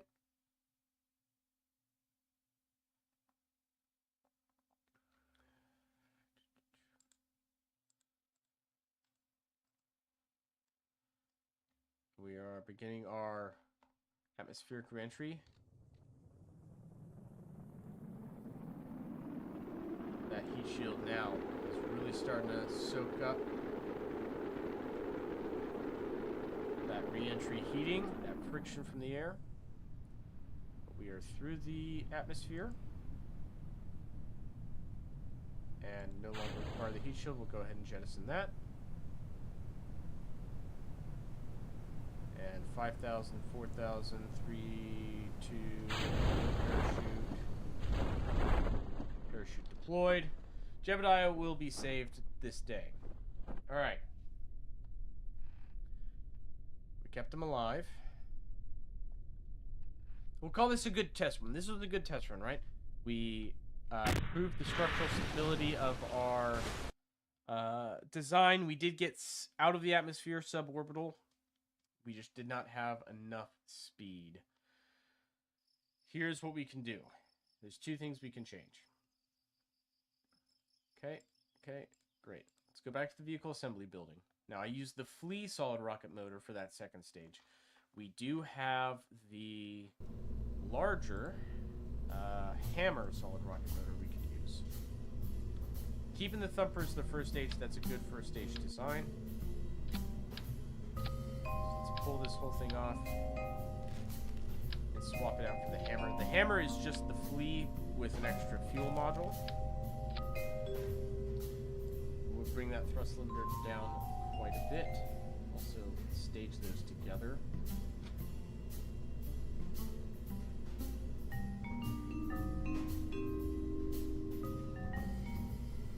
And then the Spark with that upper stage definitely had enough fuel, I think. I just think it didn't have the enough speed at the beginning there. So having a little bit more speed there will help. How are we doing on weight? So here's the other option we could use, right? And we've got the arrow for it. So the other option we use is... let's try this first. Alright, hold on. Coupling. Let me buy these radial decouplers. And we get 2 more hammers, right? Because we have the margin for it. Where is it? There it is. 25 parts. We exceed our mass limit with that bummer. Okay. So we really do have to try and get this done in one stack. The other option then is tuck a little bit more fuel up there. Let's change the color on that there. Alright. 20 out of 30, 14.5 out of 18, 1600 meters per second, 1.75, 1.53. Let's give her a whirl. Let's give it a try. Let's see if we can get this up.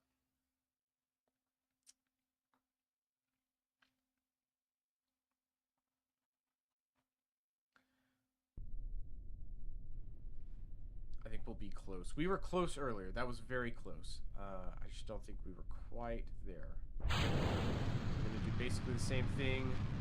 Hard pitch over right off the launch pad.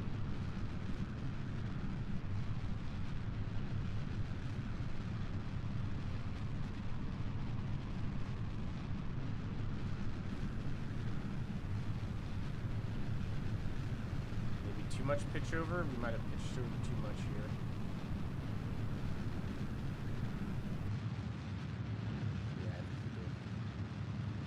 Alright, let's see if we can see the upper stages. There we go.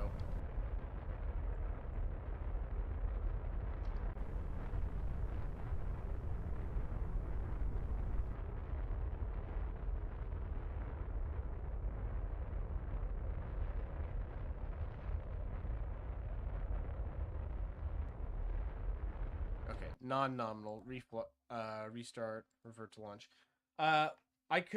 I'm not worried about losing Jebediah. If we kept that going, like, we have the command authority to keep it like falling over. But I just pitched over too aggressively too early there. So we'll do a little less aggressive. More like that.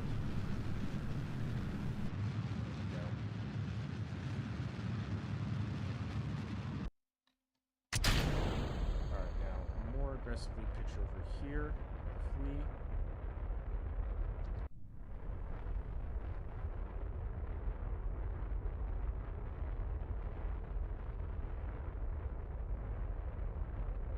There we go. Really push the apoapsis up.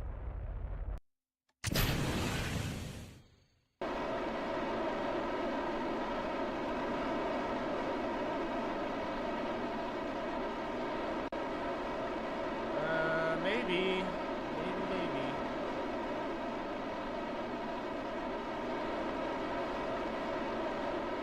66, 67, 68, 69, 70, we're suborbital. In space. This might do it.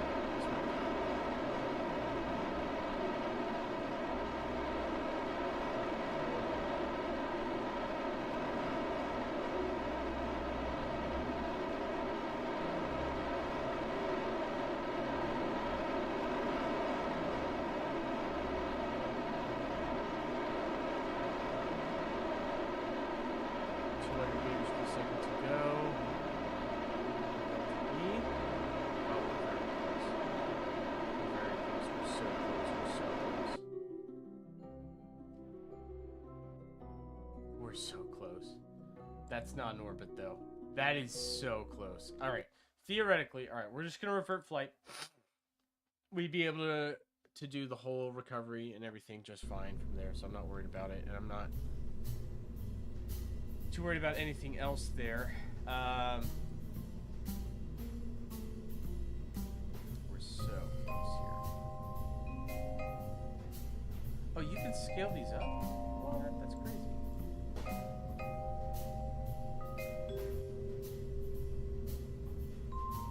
I did not know you could just scale parts up. Can I do that for all parts? Hold on.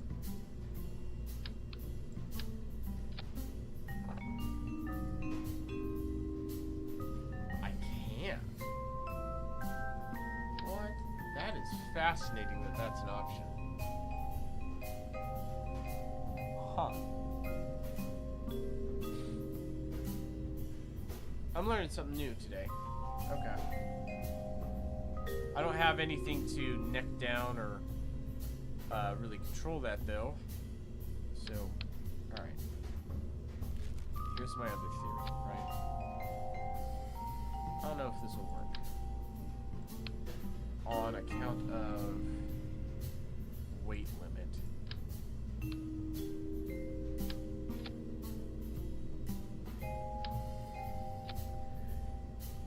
But maybe it'll work. No, actually, remarkably close to working, but no.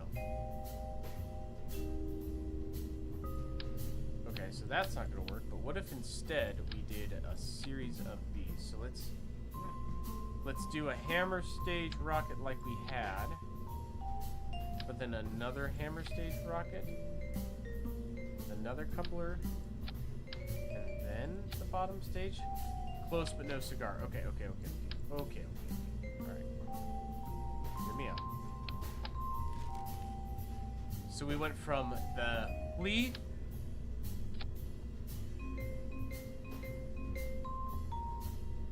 Okay. Excuse me. Sorry, I had to sneeze for a second there. How about that? Ooh.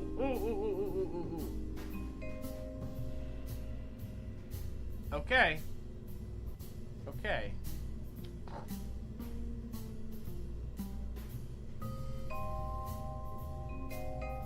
Alright, so that's a lot, but it should work. Let's adjust our staging, make everything work here. Excuse me.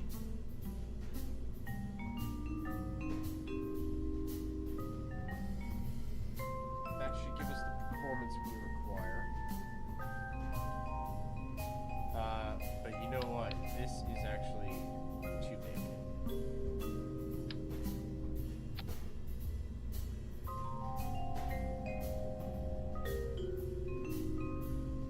down in scale. We don't need that big of a top engine, and that gives us 2,000 meters per second delta V in that top stage. Alright, these engines are all out of order again.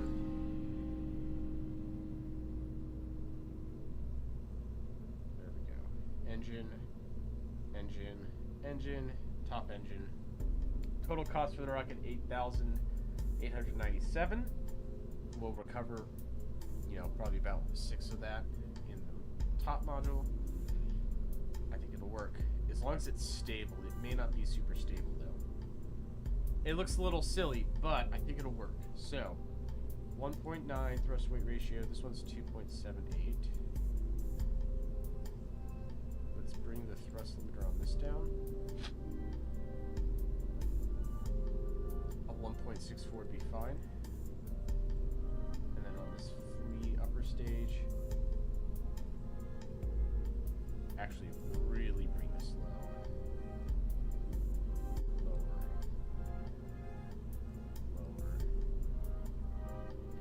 Lower. 1.26. So 42 seconds, 40 seconds, 29 seconds, and then 235 seconds. As long as it's structurally stable, this will get us to orbit. This will do it. I have faith that this will get us to orbit. We're about to find out. Alright, this gets us off the launch pad. And this stage may just be focused on getting us off the launch pad and into the air. That might be this stage's full job. No, we'll go ahead and pitch it a little bit.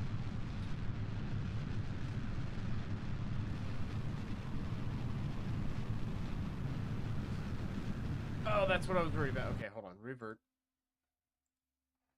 And that happened real quick, too.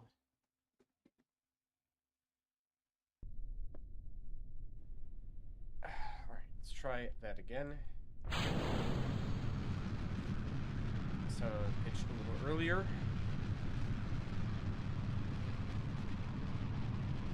Okay. Now we just let it cruise.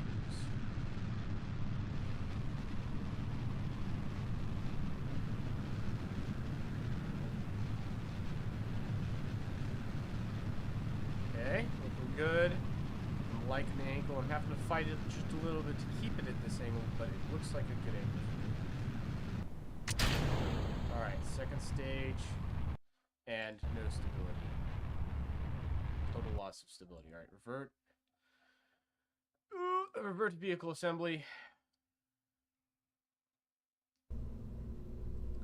So, what we can change, we have a little bit of mass to work with here. Here's what we're going to do. Aerodynamics, right? Very important.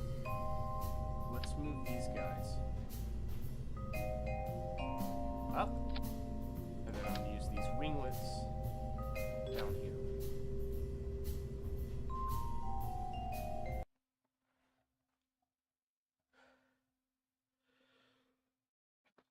Oh, excuse me. Alright, got that out of my system. There we go. Okay, so I've moved up the basic fins to give us a little bit more aerodynamic stability as soon as the first stage goes off. And I've upgraded to the larger fins on the bottom stage to make sure that I keep that stability at the bottom. Now this should fly a little bit more stable.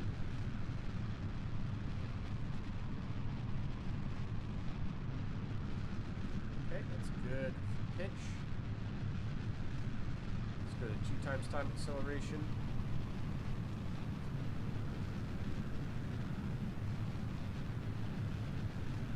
Looking good so far. Alright, now I'm having to do some manual inputs to keep this on. But it looks like those basic fins solved the stability issue there, which is good. And now SAS has got it, I can let go. Alright, so we're flying on our second stage.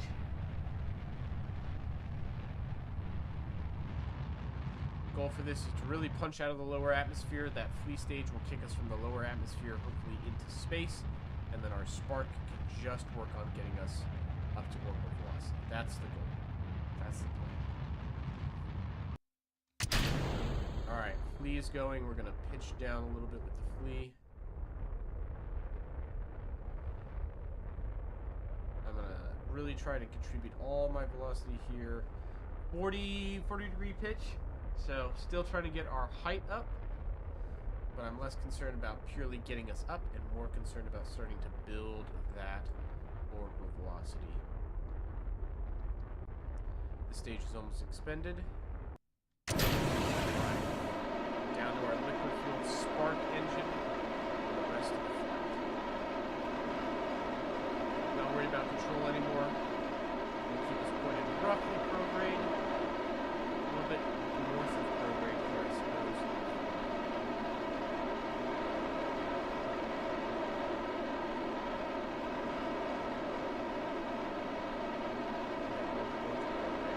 At 70,000.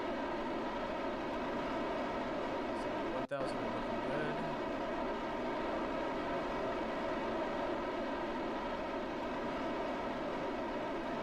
Bring down time acceleration so I can be precise with my adjustments here because I do want to keep it as efficient as possible.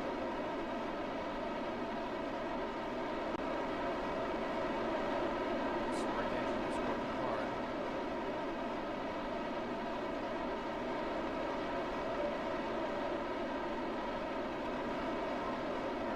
Space. We're past apoapsis here, so I'm going to pitch up.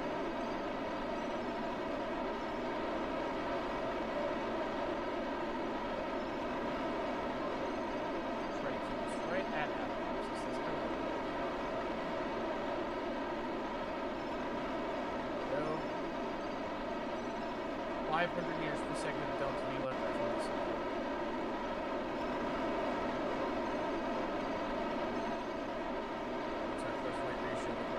Right at a 1-to-1 thrust-weight ratio. That's good. Let's periapsis increasing down. Okay. We're going to do one circularization burn kind of adjustment here.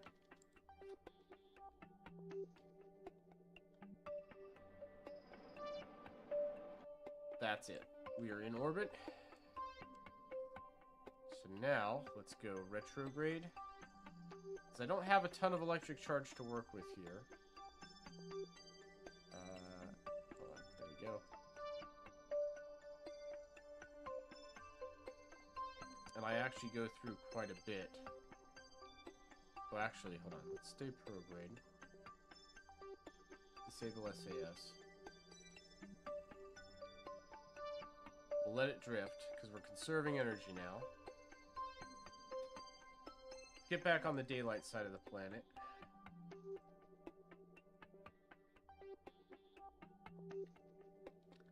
Alright, now enable SAS.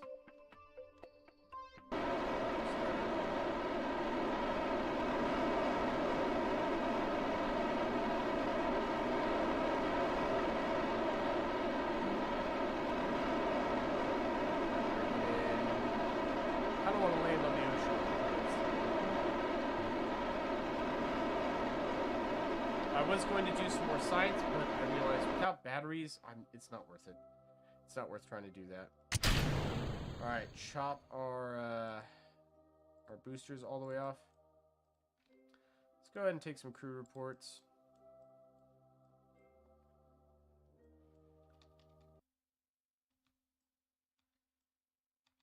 And we are entering the atmosphere. Just turn SAS off altogether. Let the aircraft, or not the aircraft, let the spacecraft, the module fall on its inherently stable ballistic trajectory. We'll arm the parachute here in a second and be good to go. Alright, we should start seeing the heat come up here. Our blader is starting to be used up. There we go. That's the temperature starting to rise.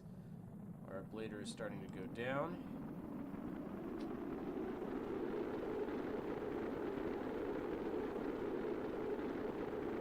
breaching through the atmosphere now.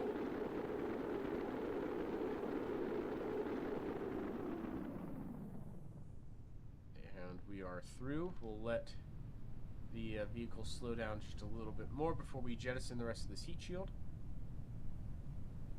Good. There's the heat shield jettisoned. 4, 3, 2, it's popped. 500 meters, it fully opens, and we are coming back down to Earth, or to Kerbal, not to Earth, sorry. We have successfully sent and retrieved Jebediah Kerbal from orbit. And splashdown. We've completed that contract. That's a good chunk of change that's getting added to our account. Excellent, excellent, excellent, excellent. This is great progress for us.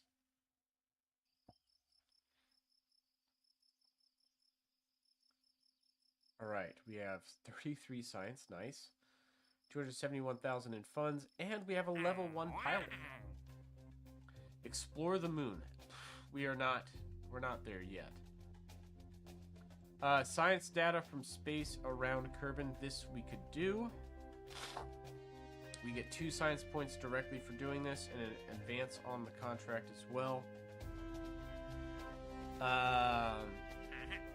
Here's a thought: the Weasley turbofan engine contract might be interesting. Test this decoupler in orbit. No. Test the TD12 decoupler. Okay, we'll do this just because it's free money, basically.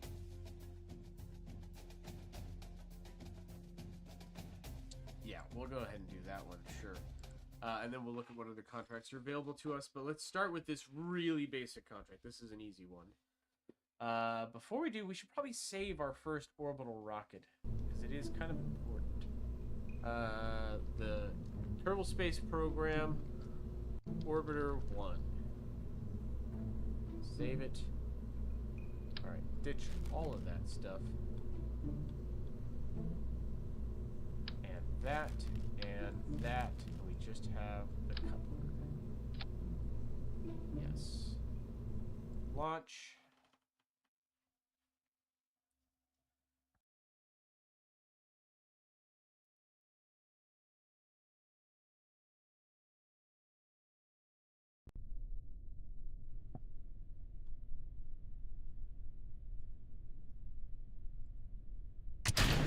Stage. Recover.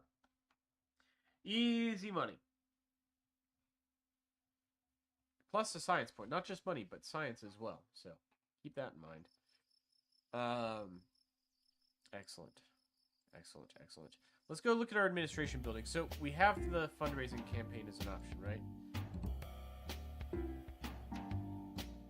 We could commit to this. Takes 20% of reputation gains, yields 1,000 funds for every reputation. We could up to 25%.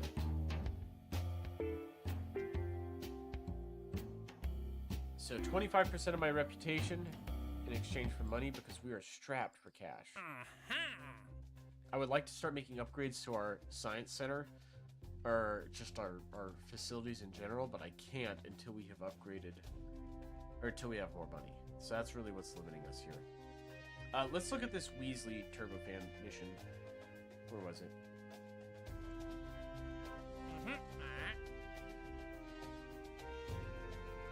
What? It's gone now. Well, now I can't find it. That's kind of dumb.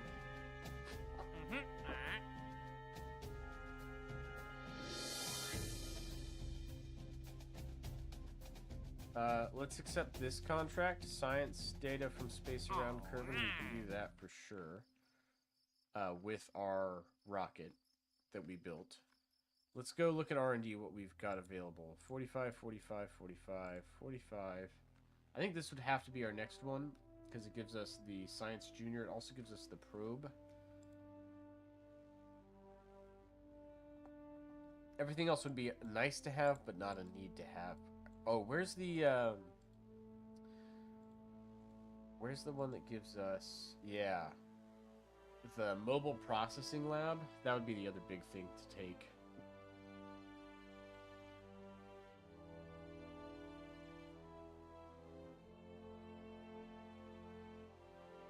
And it gives us some extra cool stuff too. Was there anything else space exploration gives us? Yes, this is like all the science stuff. There's quite a bit we get. Phased array, laser power.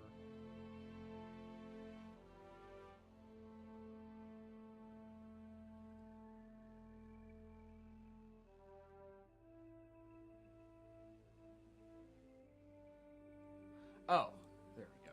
Alright. Nuclear fuel systems. Yeah, let's go... Let's go just do this contract real quick. We could go on a non-equatorial orbit. Oh, we just need electricity, though. That's the thing. Do I need to transmit the science?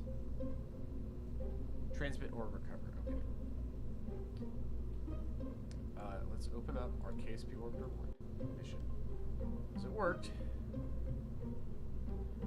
We just need to recover the science, and it should give us the payout. So let's launch the same mission again.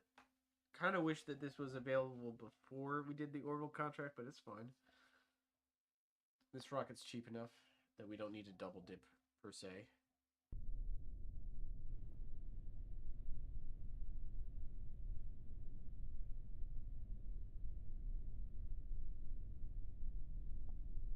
Alright, SAS on. Throttles are up.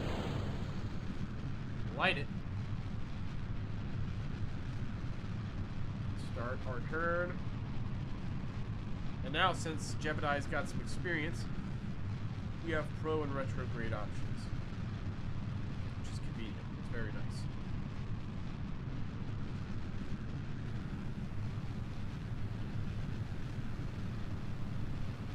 We need electrical power generation to be able to do sustained flight and actually start making some science in orbit.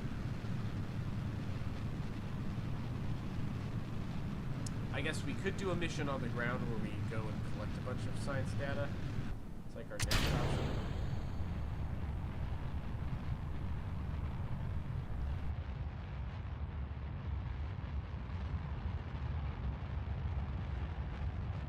But alas, right now let's just focus on the task at hand.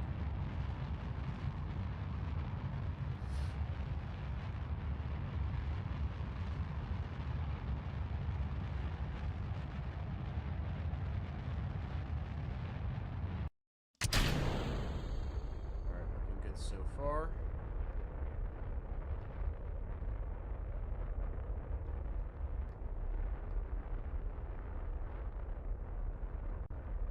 Pretty close to a nominal trajectory. Now we really should just be able to let it.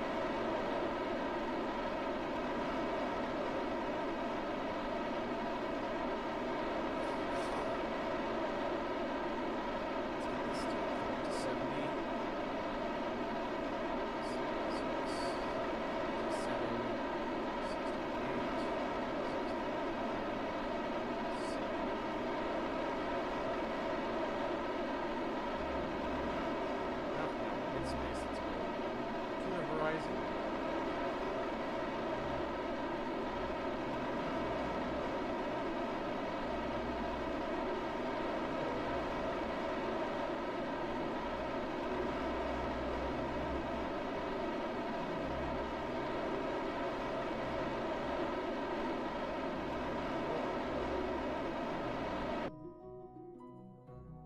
Okay, that's orbit. It's orbit achieved. Let's do a crew report. While in space near Kerbal. Log temperature data. Got it, got it.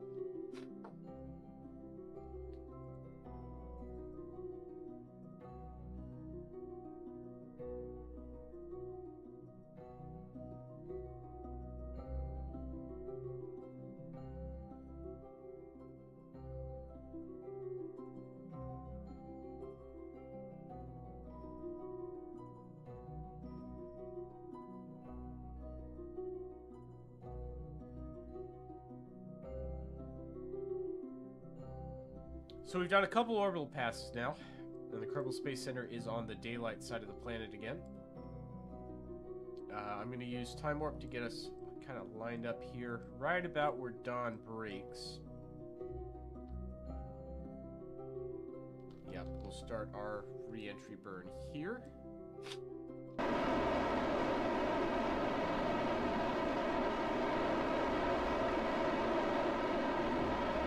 And that should do us, honestly. Stage separation.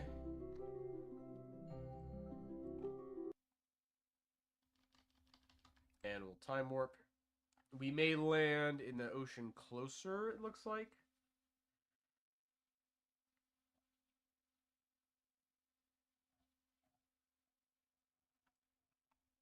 Yeah, it looks like it. Or we may land on the ground. We'll see. We'll see where our ship actually comes down. We are at 4x time acceleration, not really seeing the bulk of the heating effects yet.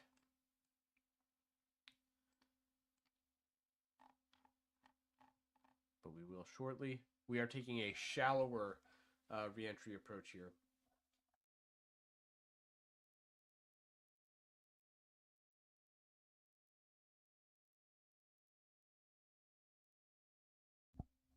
All right, we're really starting to slow down here. That's our re-entry streak going. Go ahead and turn SAS off.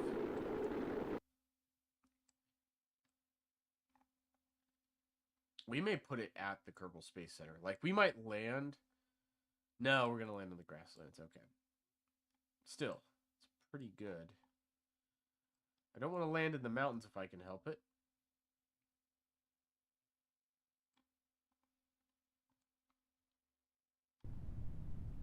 Oh, looks like we're going to land in the mountains. Okay. In order to avoid landing on the peaks, I'm going to deploy the parachute a little early.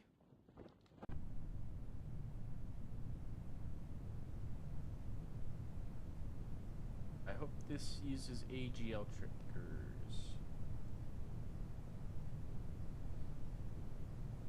We'll push this up a little bit. Nice. Okay, so it does use AGL triggers. That's fine. Alright, so we're a little higher up, but that's okay. We do have... Hold on, cancel.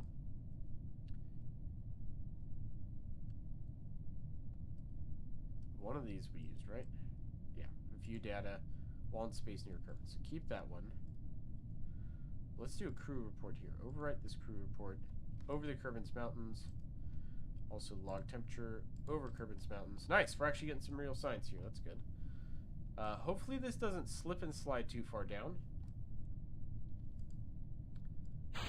Go ahead and drop the heat shield.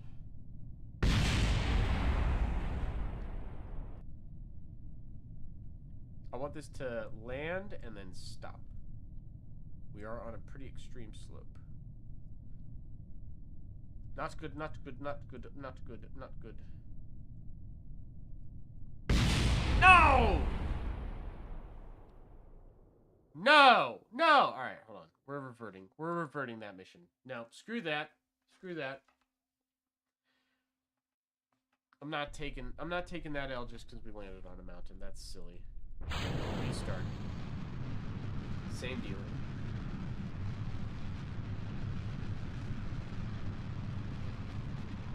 Ah, too much. Hold on. Reflight. Restart.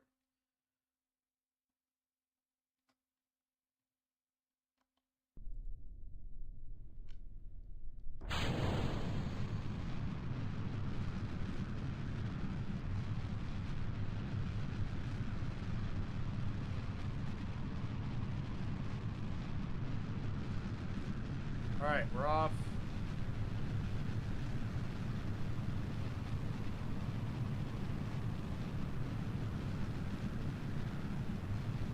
Climbing.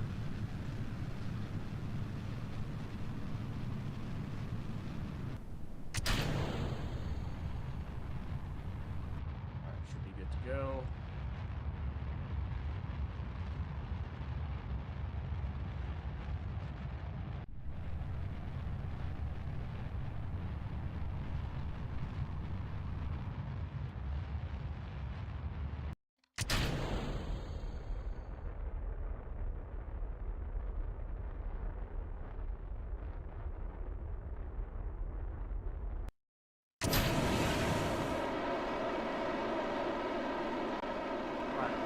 yellow. That's okay. Push to get our apparatus a little bit more first. Then we'll level out.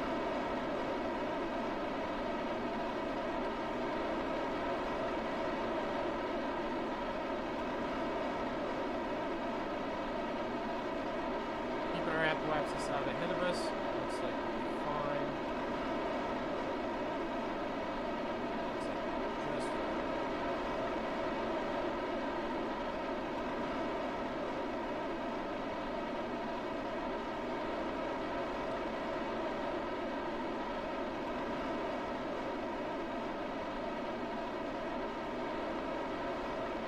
Prograde now.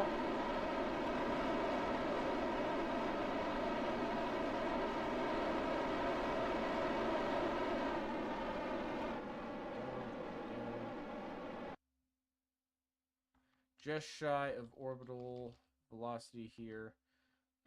In the very upper wisps of the atmosphere now.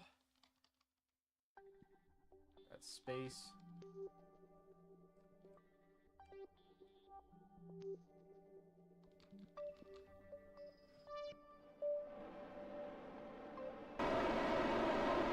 Alright, that's orbit. Okay. So, here's what we're going to do. We're going to disable SAS to conserve energy. So our little cockpit right there. Let's just roll and orient ourselves. Okay. We've got a little passive thermal control that we've accidentally set up with a slow rotation. Keep that. Crew report. Keep that. Can't EVA yet.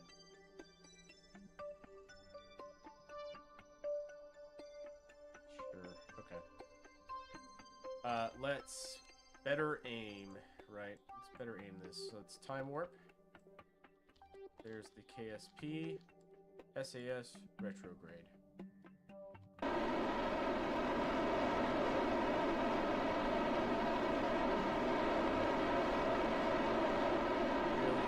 Really slow us down.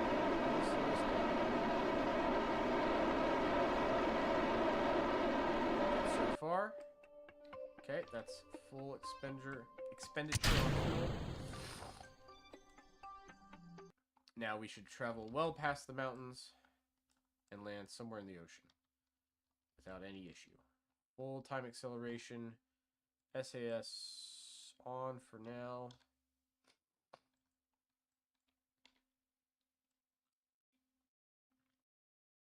Wait till we get in here a little bit lower.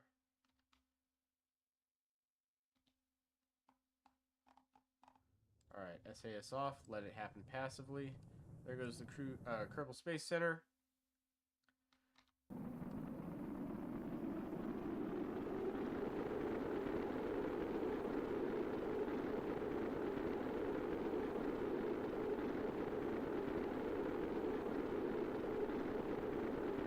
And as we slow down here, nice and easy, we'll keep it on 4 times time acceleration all the way down until we hit the surface.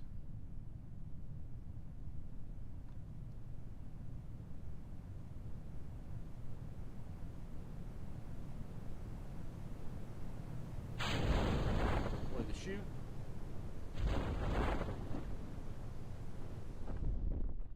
Now close that. Don't want that.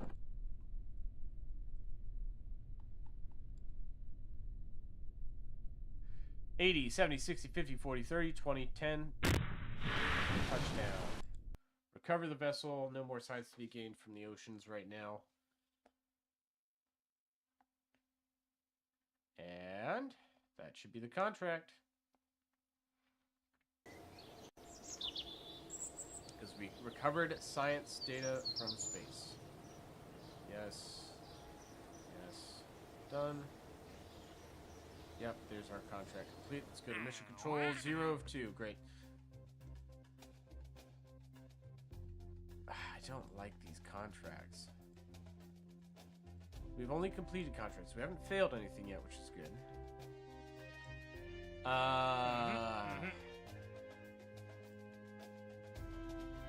let's take these two. Both of these require us to be in flight below a certain altitude. Which makes them relatively easy to accomplish with our current plane setup. Temperature and a crew report. We've got that hardware available to us already. So this should be a relatively easy thing to do, right? Let's open our... delete that. This guy, load him up. So we've got our plane. It's already got the temperature equipment we need, but I'm actually going to take multiple of these.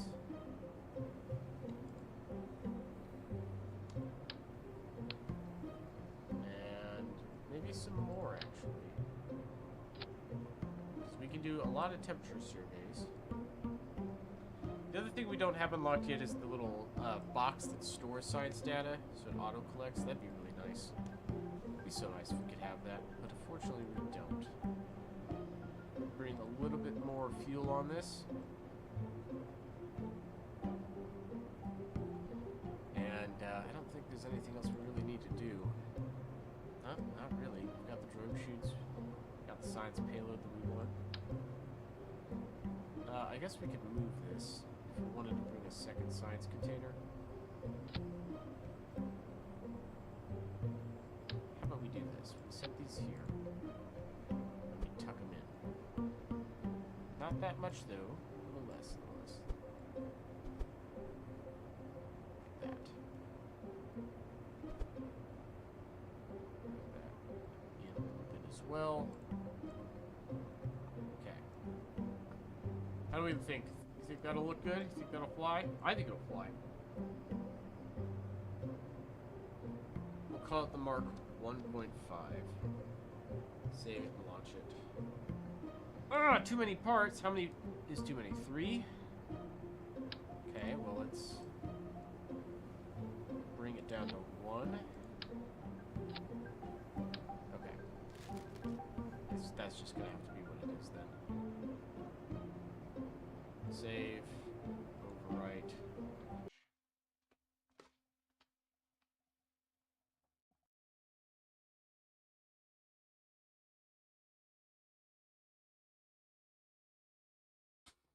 Now, because of the way we're setting up these contracts, we're going to do 2 of them.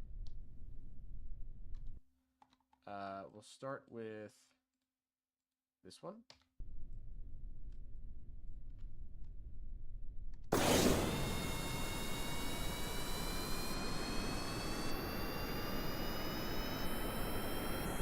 We won't bother with the runway science this mission. We will do that, but I'm going to do that as part of a deliberate science crawler mission. 70, 80, 90, up, away. Alright, so this first one is a crew observation.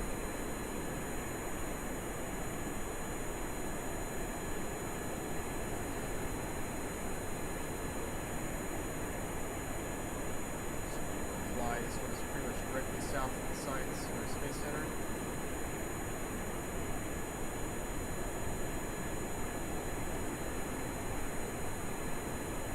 We just gotta fly, straight line, directly to it, do the crew report once we enter the area.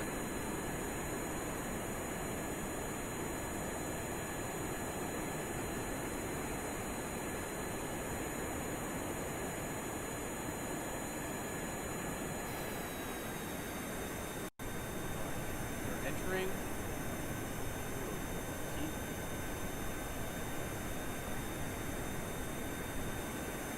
Now let's activate navigation for this guy, way to the north.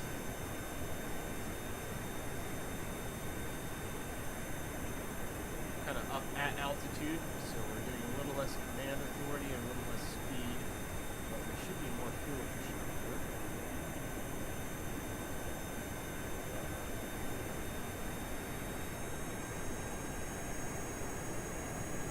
That anymore. This one's a temperature survey, so I'll restage my thermometer.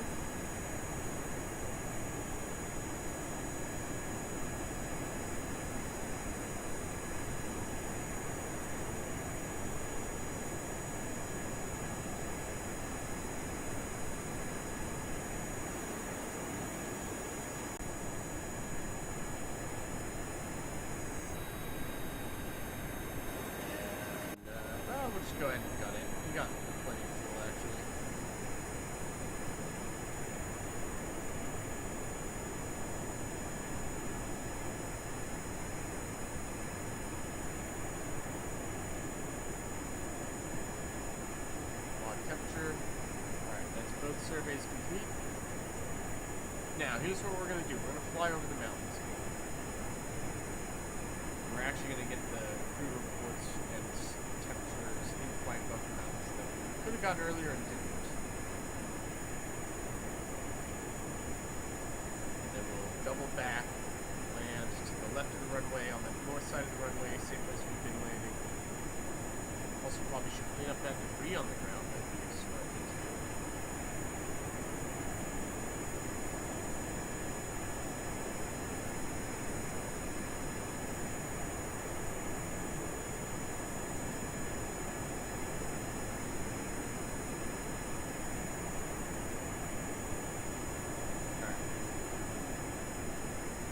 Cruising nice and stable up in the upper atmosphere. Well, not quite upper atmosphere yet. Up high. Certainly high enough to get a good reading here.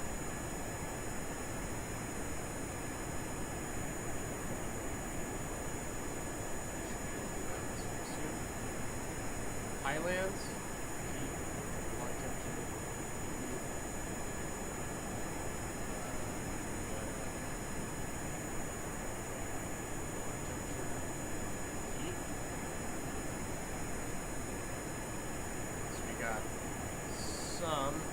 We don't have a crew report from the mountains yet, but we got crew report highlands, temperature highlands, and temperature mountains. We'll turn, fly back over the top of these mountains.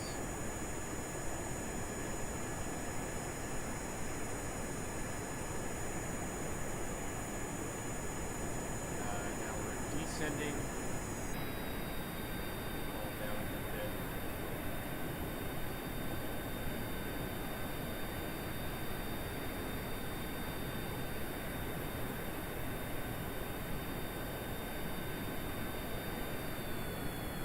Under about 50% throttle now. Let's see, 50% throttle.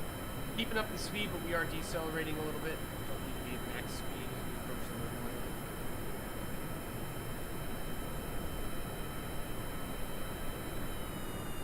Alright, 30% throttle.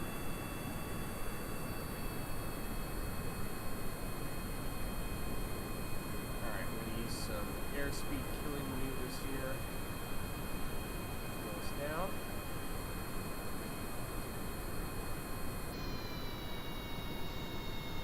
Lights on. Throttle all the way off.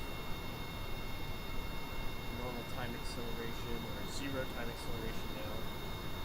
And set glide slope.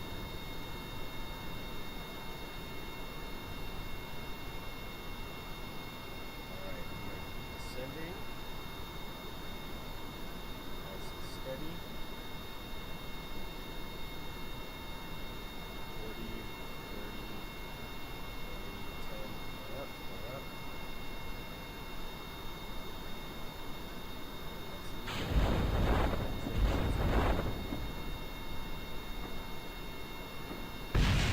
And we launched the back half of the plane. Collision with the ground there. Probably should have waited until I was wheels down to actually deploy those drones, but that's okay. Because we made it! Alright.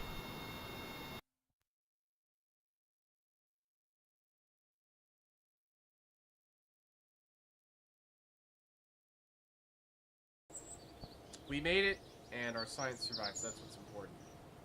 Because that puts us at 45 science. Alright. And we're at 300,000 funds, too, so holy cow. Can we do anything with 45? We can. Alright, so we have basic science. Enhanced survivability, absolutely not. General construction, advanced rocketry. Alright, so anything on this stage. I think we gotta go for basic science. I think we have to. We're gonna do that. We're gonna leave the facility. Now, our next mission is not going to be one focused on contracts or money. Instead, we are focusing purely on research. And we're doing the research that's in our own backyard. So we're going to do the ground science.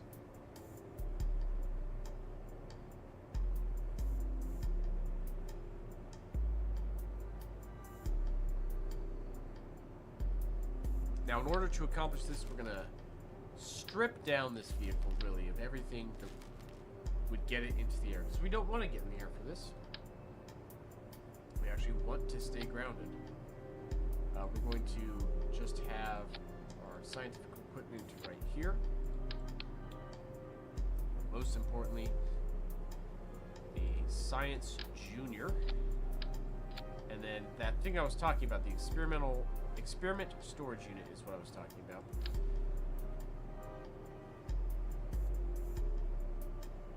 Which I don't think we really need. We'll just do it manually. It's fine. So this will be our science car, our first science car. And we're going to grab a Communitron. This bad boy. We're not really going to use it, but I like the idea of having one on there.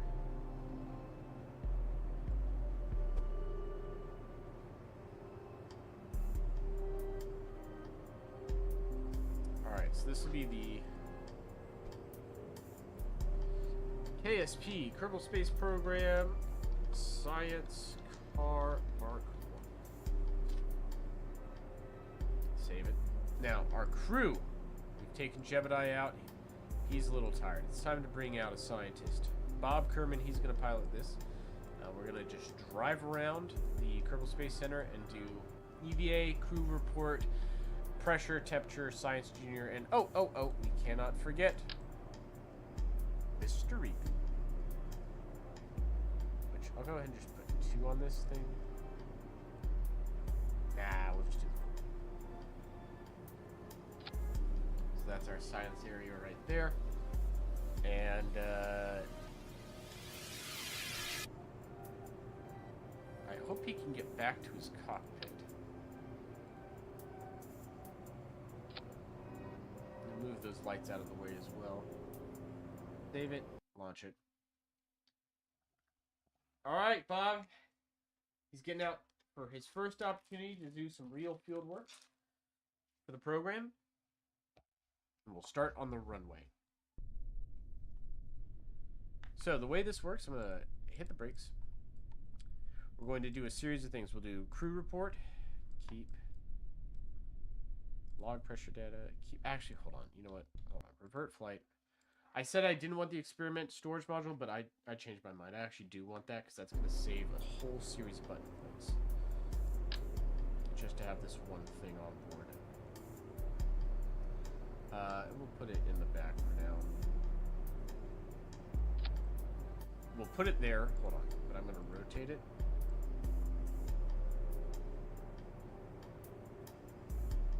There we go. There we go. Okay. Now we're going to launch this bad boy. So what this guy's going to do is allow me to take all my science data from all my experiments and then get out, collect it all in that container, reset my Science Junior and my Mystery Goo, and call it good. So crew report, good, keep. Temperature, good, keep. Pressure, good, keep. Science Junior, conduct, keep. Mystery Goo, conduct, keep. EVA report, keep. Board, collect all. Everything's been stored. EVA again. Restore. And here's the real test. And if need be, we might have to... Okay, good. He can get back on. Restore. Now, does my EVA report at all change here? No. Okay. Grab on. Board. So now I have...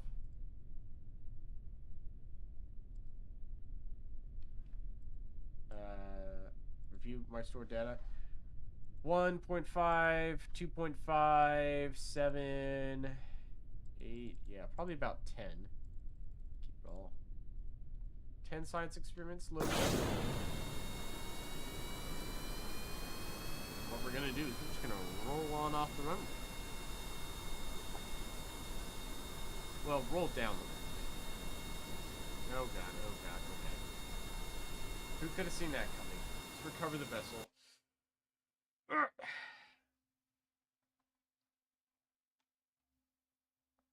That's fine. We'll adjust our mystery goo anyway. Stupid in-game physics being stupid.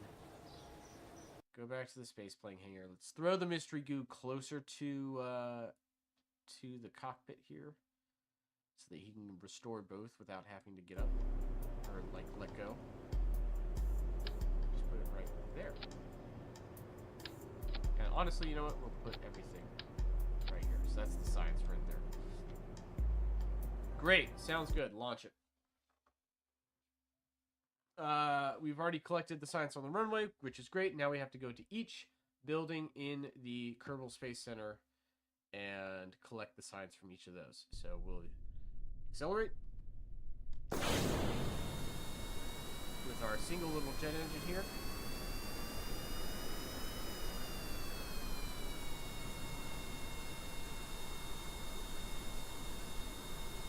And this will take a minute. It'll be a little time consuming, but it's okay.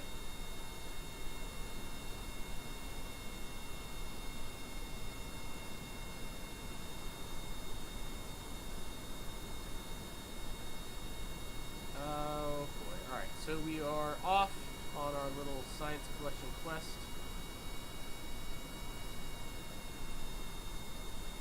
Slow down a little bit here. Slow down a little bit.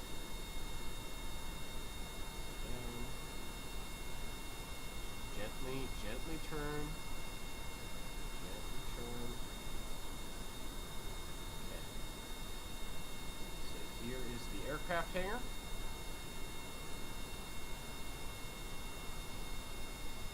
Now I should be able to conduct materials study. Space plane hangar, great. Reserve mystery goo. Keep that as well. Log pressure data, keep that as well. Log temperature data, keep that as well. Performer crew report, keep that as well. Turn the brakes on. Collect all experiments.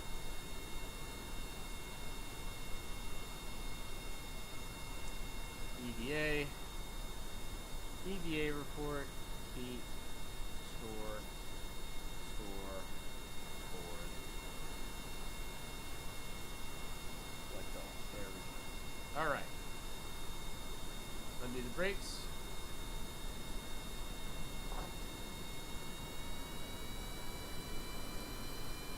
Start us rolling. And off. Let's go over to the administrative center. Mission control up here.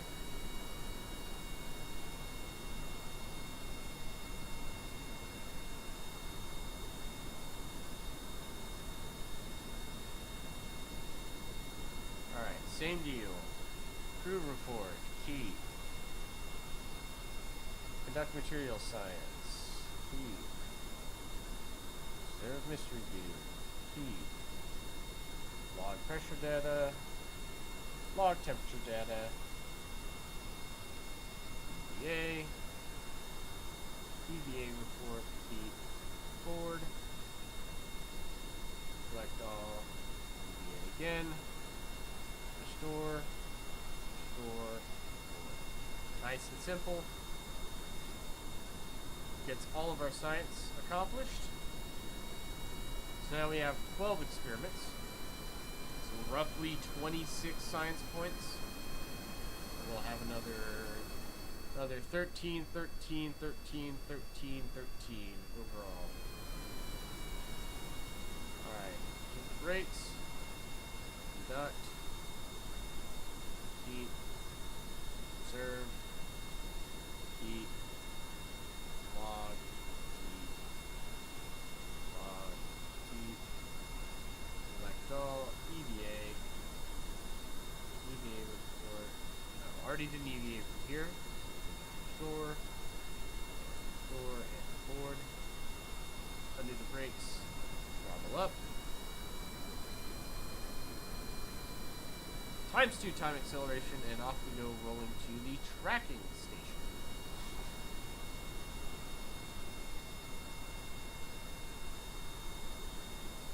Get over here. Freights, and rinse and repeat. Then it's R&D complex, astronaut complex, and the administrative center. Alright, freights. Conduct. Observe. Log.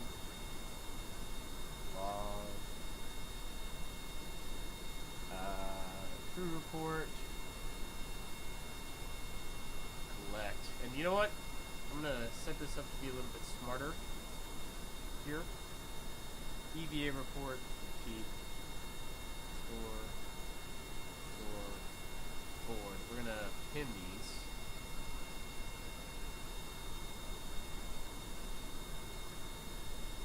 So that I can hit these faster.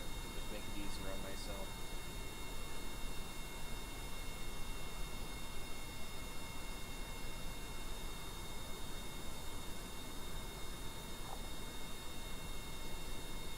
Alright, brakes off, throttle up.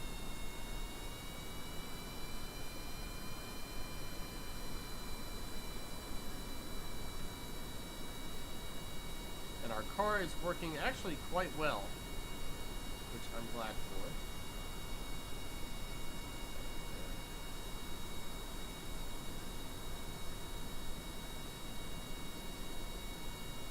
No, like, crazy issues so far. Alright, here's the R&D complex. Brakes applied. Conduct. Observe. Log. Keep. Crew report. Keep. EVA.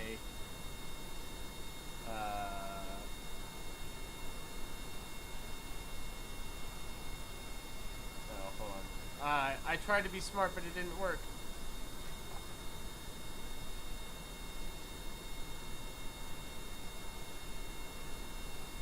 Board, select all, EVA, store.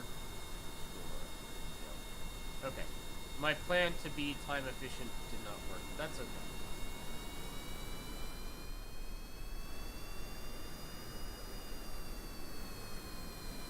Off we go. And we have 28 pieces of data so far.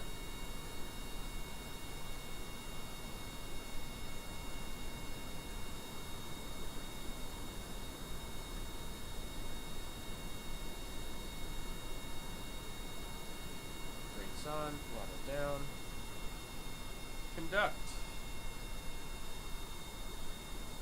observe, log, keep,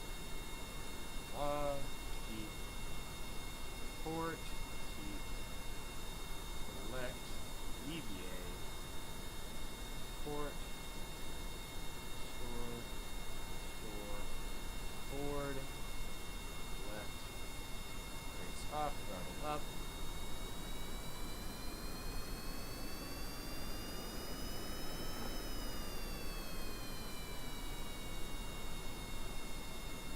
Now we could try and get up to the grasslands too, but I might quick save before we do that. Park, conduct, observe,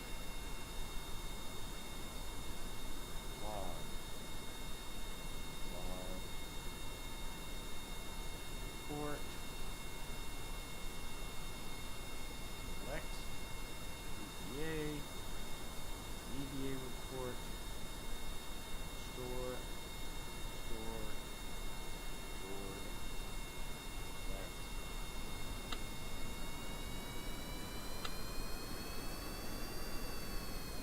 And I think that's it.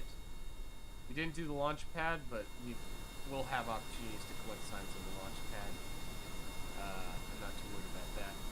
Should we try for the grasslands? I think so. So let's roll off this hill. We successfully got off the hill.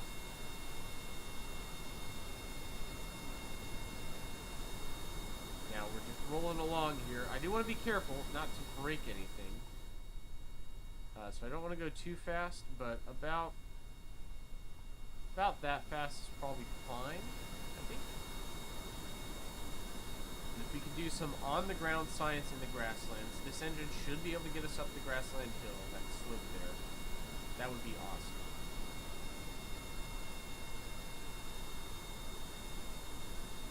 Let's not overdo it on the speed. I don't want this vehicle to flip over and lose control. It's not super steady, obviously, but for now it's holding. It's fine.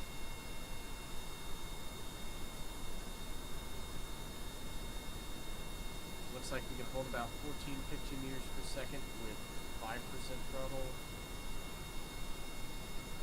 which is plenty of speed for us here. Let's go ahead and extend our antenna here, since we're going away from the Space Center now. And so far we're doing really good. We've got 40 pieces of data on board.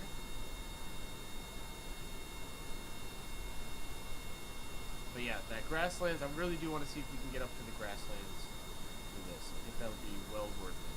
So let's see if we can get up there. Just gonna have to be very careful. But we shouldn't have too many major issues. We shouldn't, like, fail or anything. It shouldn't be too bad. As long as we don't flip the car over. And even if we flip the car over, I'm not too worried about it. As long as we're not going too fast, it'll be fine. Really just can't afford for this to break.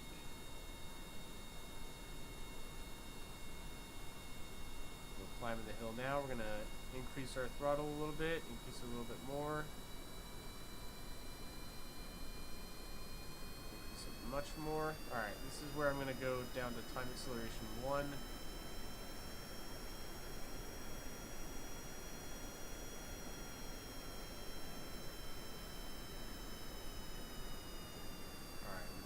Good so far.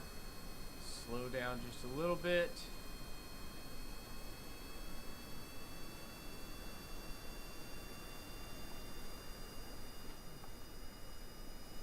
I just want to get up here and kind of steady where I'm not going to roll off.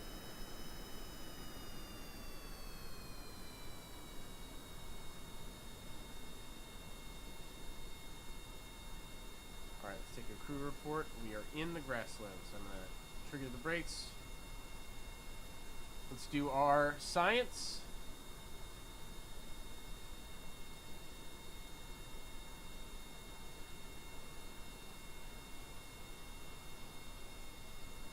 Excellent so far. So good. Board. Not going to bother resetting anything. We got 46 units of data, 46 experiments, all in that experiment storage container. We're going to go ahead and recover our vessel with all the science, and this should be a lot. This should be a lot. We'll see exactly how much, but I'm hopeful. Yeah, there we go. 107 science. Now that's going to get us moving here, all right? 107 science is a ton. We need electrics. And this starts our ability to do stuff in space. We have electrics. Survivability, space exploration, these are all good. But before we commit to anything, so we need to go to the moon, right? And for that, we're going to need better fuel tanks. It's really what it's going to come down to, is better fuel tanks. We do have this fuel tank we haven't bought yet. And we do have those liquid engines. General construction also going to be very important. I think this is what will really enable us to get to the moon. Do that flyby. I think these two will get us to the moon. So we're going to research these. We're going to need electrics, though. So that's where we're torn here, right?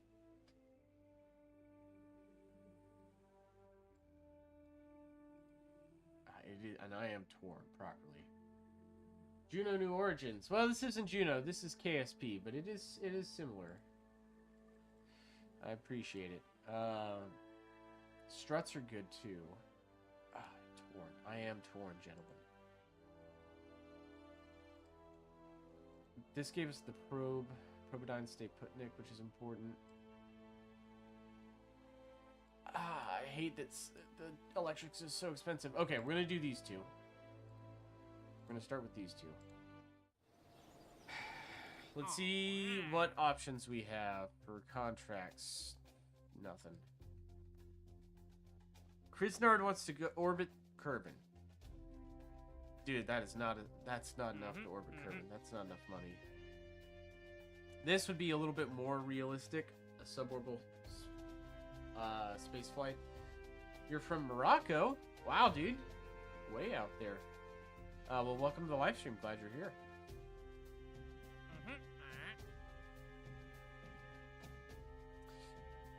So we could do more science expeditions with our plane. It's our other option.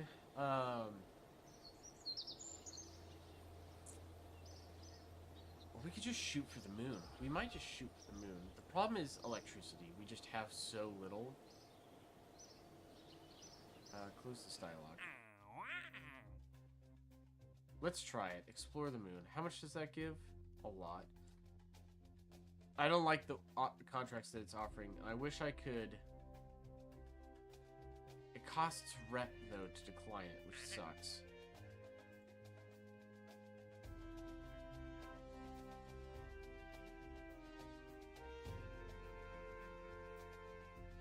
And the research and development department really wants me to fly these rockets. Let's shoot for the moon first. Let's see if we can actually get a probe in a flyby of the moon. I don't have any of my planned burn abilities yet. That would require upgrading, and upgrading is so expensive. But here's what I do have. Got fairings now, which is great. And I've got fuel tanks to work with.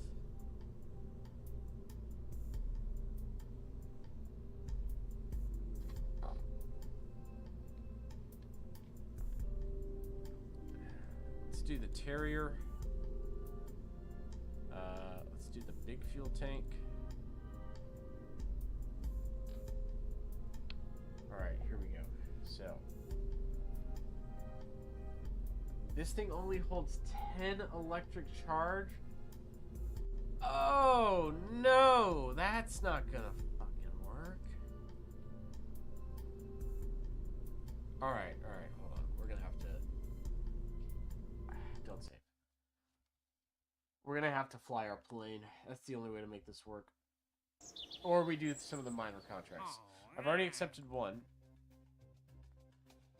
Activate this part through staging. The Thumper, already way up in the atmosphere. No, thank you. This one we can more reasonably do. Advance 4,000, completion 10,000, 1 science, 2 reputation. Let's try this one. Do you play Simple Rockets 2? It used to be Simple Rockets 2. It's now Juno New Origins. And yes, I've got tons and tons and tons of videos on my channel.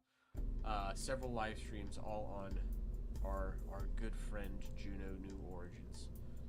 So I certainly do play it.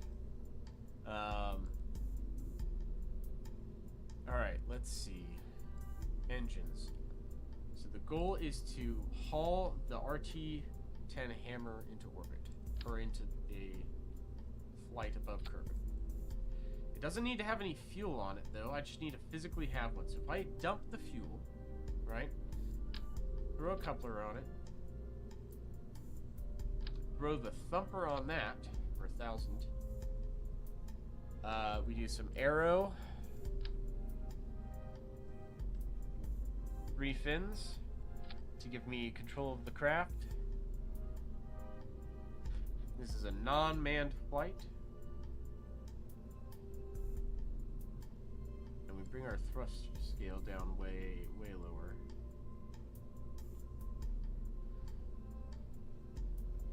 Alright, communication not required for this.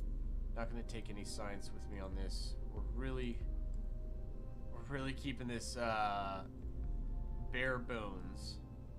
I don't even think I'll put a fairing. How much would a fairing cost? Hold on. 300? Okay, we'll put a fairing on it to protect the protect the probe body. We'll call this suborbital probe. ASP suborbital probe 1. Save. Launch. So I just have to haul this rocket up to the upper atmosphere.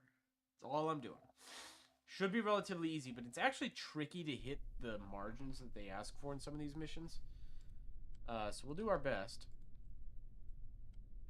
I have no SAS, which does make this more challenging. And I really should have opted for 4x. Hold on, revert. The 3x3 fins are not going to cut it for this. Let's do 4x4.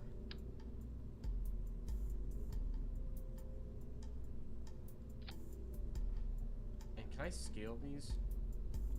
I can scale these. That's right. Scaling works on all parts.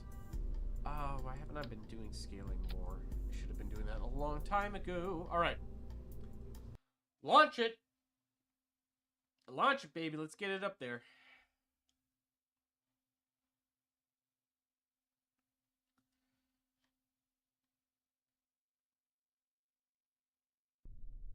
And throttle up. No SAS, but that's fine. We don't need it.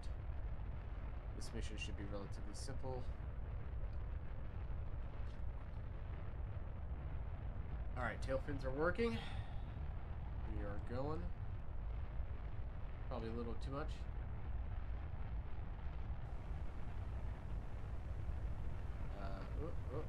Not quite that much, not quite that much, not quite that much.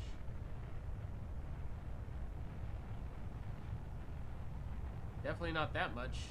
Oop, there we go, there we go, there we go. Nice and easy. Alright, let's just let it sit on a ballistic trajectory here. Speed is good. We may have to adjust our altitude. Yeah, we're going to have to adjust our altitude here. So we're going to do that by pitching down.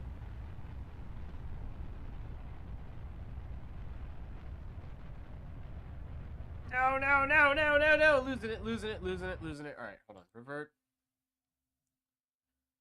Let's go back to vehicle assembly.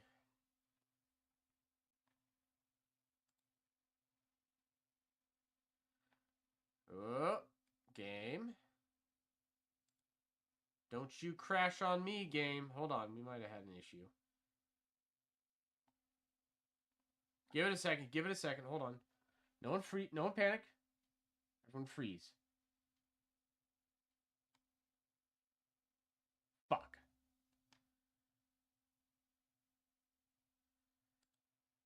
Game crashed. I swear to God, KSP.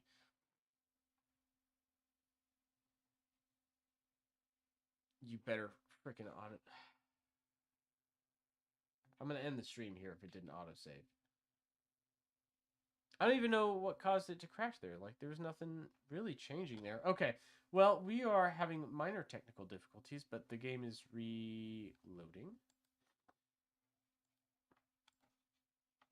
While it reloads, I'm actually going to take a quick pause here. I'm going to just wait for the program to respond. I'm going to take a quick pause here. Everyone just stand by. I'm going to get myself a drink, and then we will see where the live stream goes from there. So just hang in there for a second. We'll see what happens.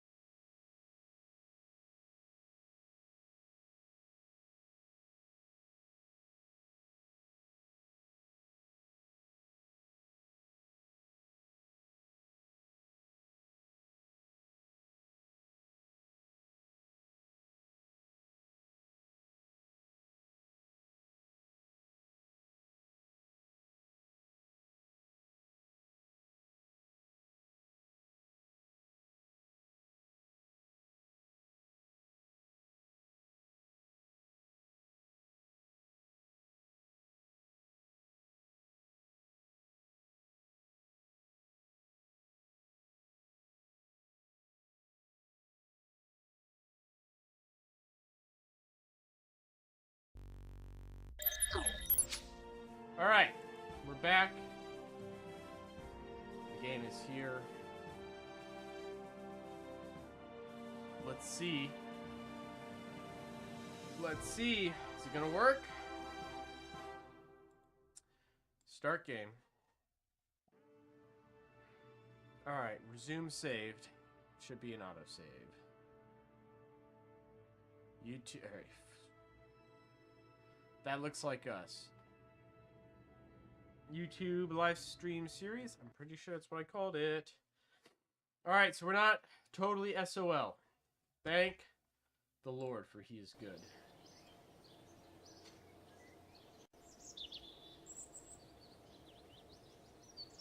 And there is our beautiful space center.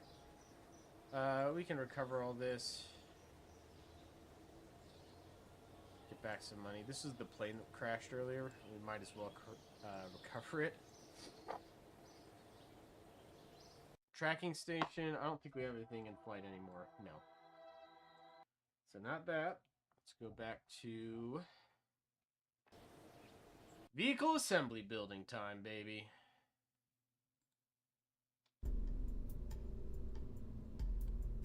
Alright. So we were trying to get the hammer up to a suborbital, not even suborbital, just upper atmosphere, if I remember correctly. And the plan was to use basically a fairing covering a probe. Keep that as simple as possible. An empty hammer engine. No fuel on board. A thumper. And then we were going to use these tail fins ×4. Scale to like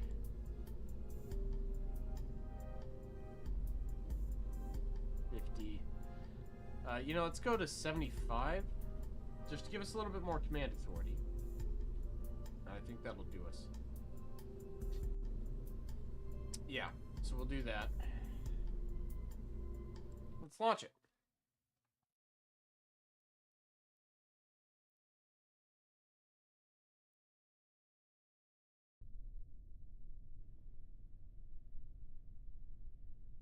Alright, on the launch pad. Nothing bad can happen to us now.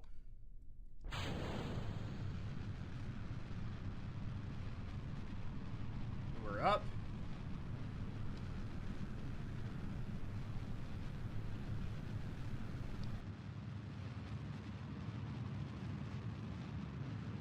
Between 33,000 and 39,000. Oh, we're gonna be going way too fast. Hold on, we gotta go back to vehicle assembly. That rocket motor is gonna push way too hard. Way too hard. Let's bring this. One, we don't need that much fuel. Two, we definitely don't need that much thrust. Definitely don't need that much. Yeah, let's try that out. That's a little bit more within reason. We can adjust from there, but depending on kind of where it goes. If it's too fast, too slow, comes up short, who knows? We'll see. Start with a big pitch over.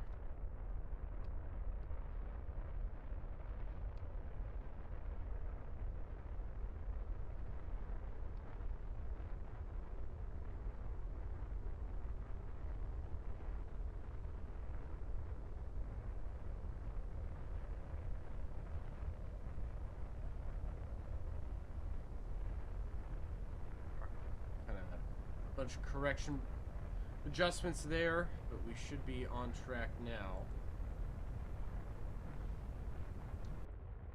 Let's see what our apoapsis is going to get us out to. We're in our speed window. Alright, let's pitch down.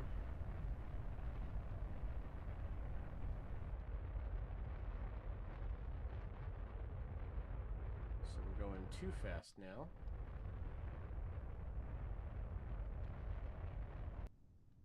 Okay. Engine's cut off.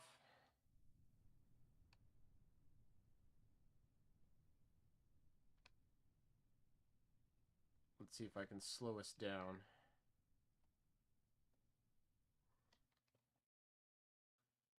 we're going too fast, and we're out of our height window now, but because we're going too fast, I'm just kind of trying to do this very inefficient kind of bleed speed off here. And what I'm hoping is that we will have bled off enough speed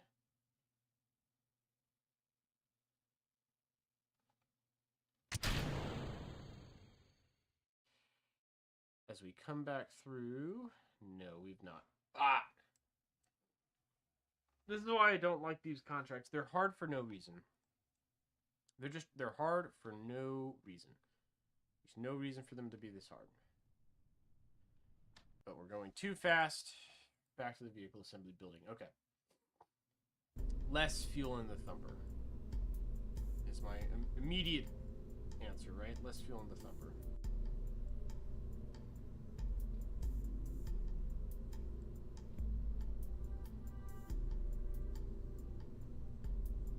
Let's try that. A more measured launch here.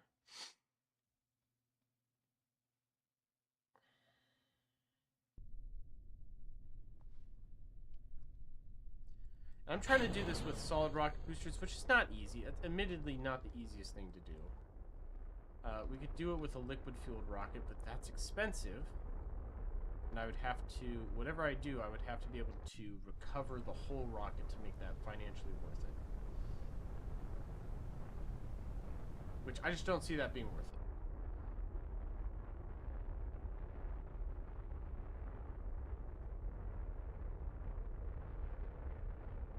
That didn't even get us there. Okay. Revert flight, revert vehicle assembly. Let's try it with a liquid rocket and a ton of fucking parachutes now. So let's no. Zoom in.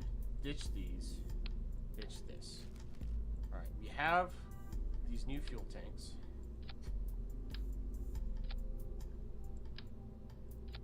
Three of them. And then we do the swivel engine. That. The swivel engine gimbals, so we don't need those. I'll just do the 4 basic fins for arrow. Let's try that, because this lets me throttle and control it.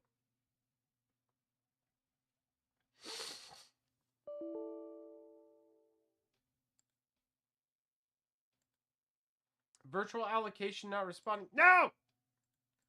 No! Am I like bleeding memory or something? Man, alright. We're having some technical difficulties. I'm going to have to end the stream here due to technical difficulties, unfortunately. But we did get a solid 2 hours, 2.5 hours of good mission time.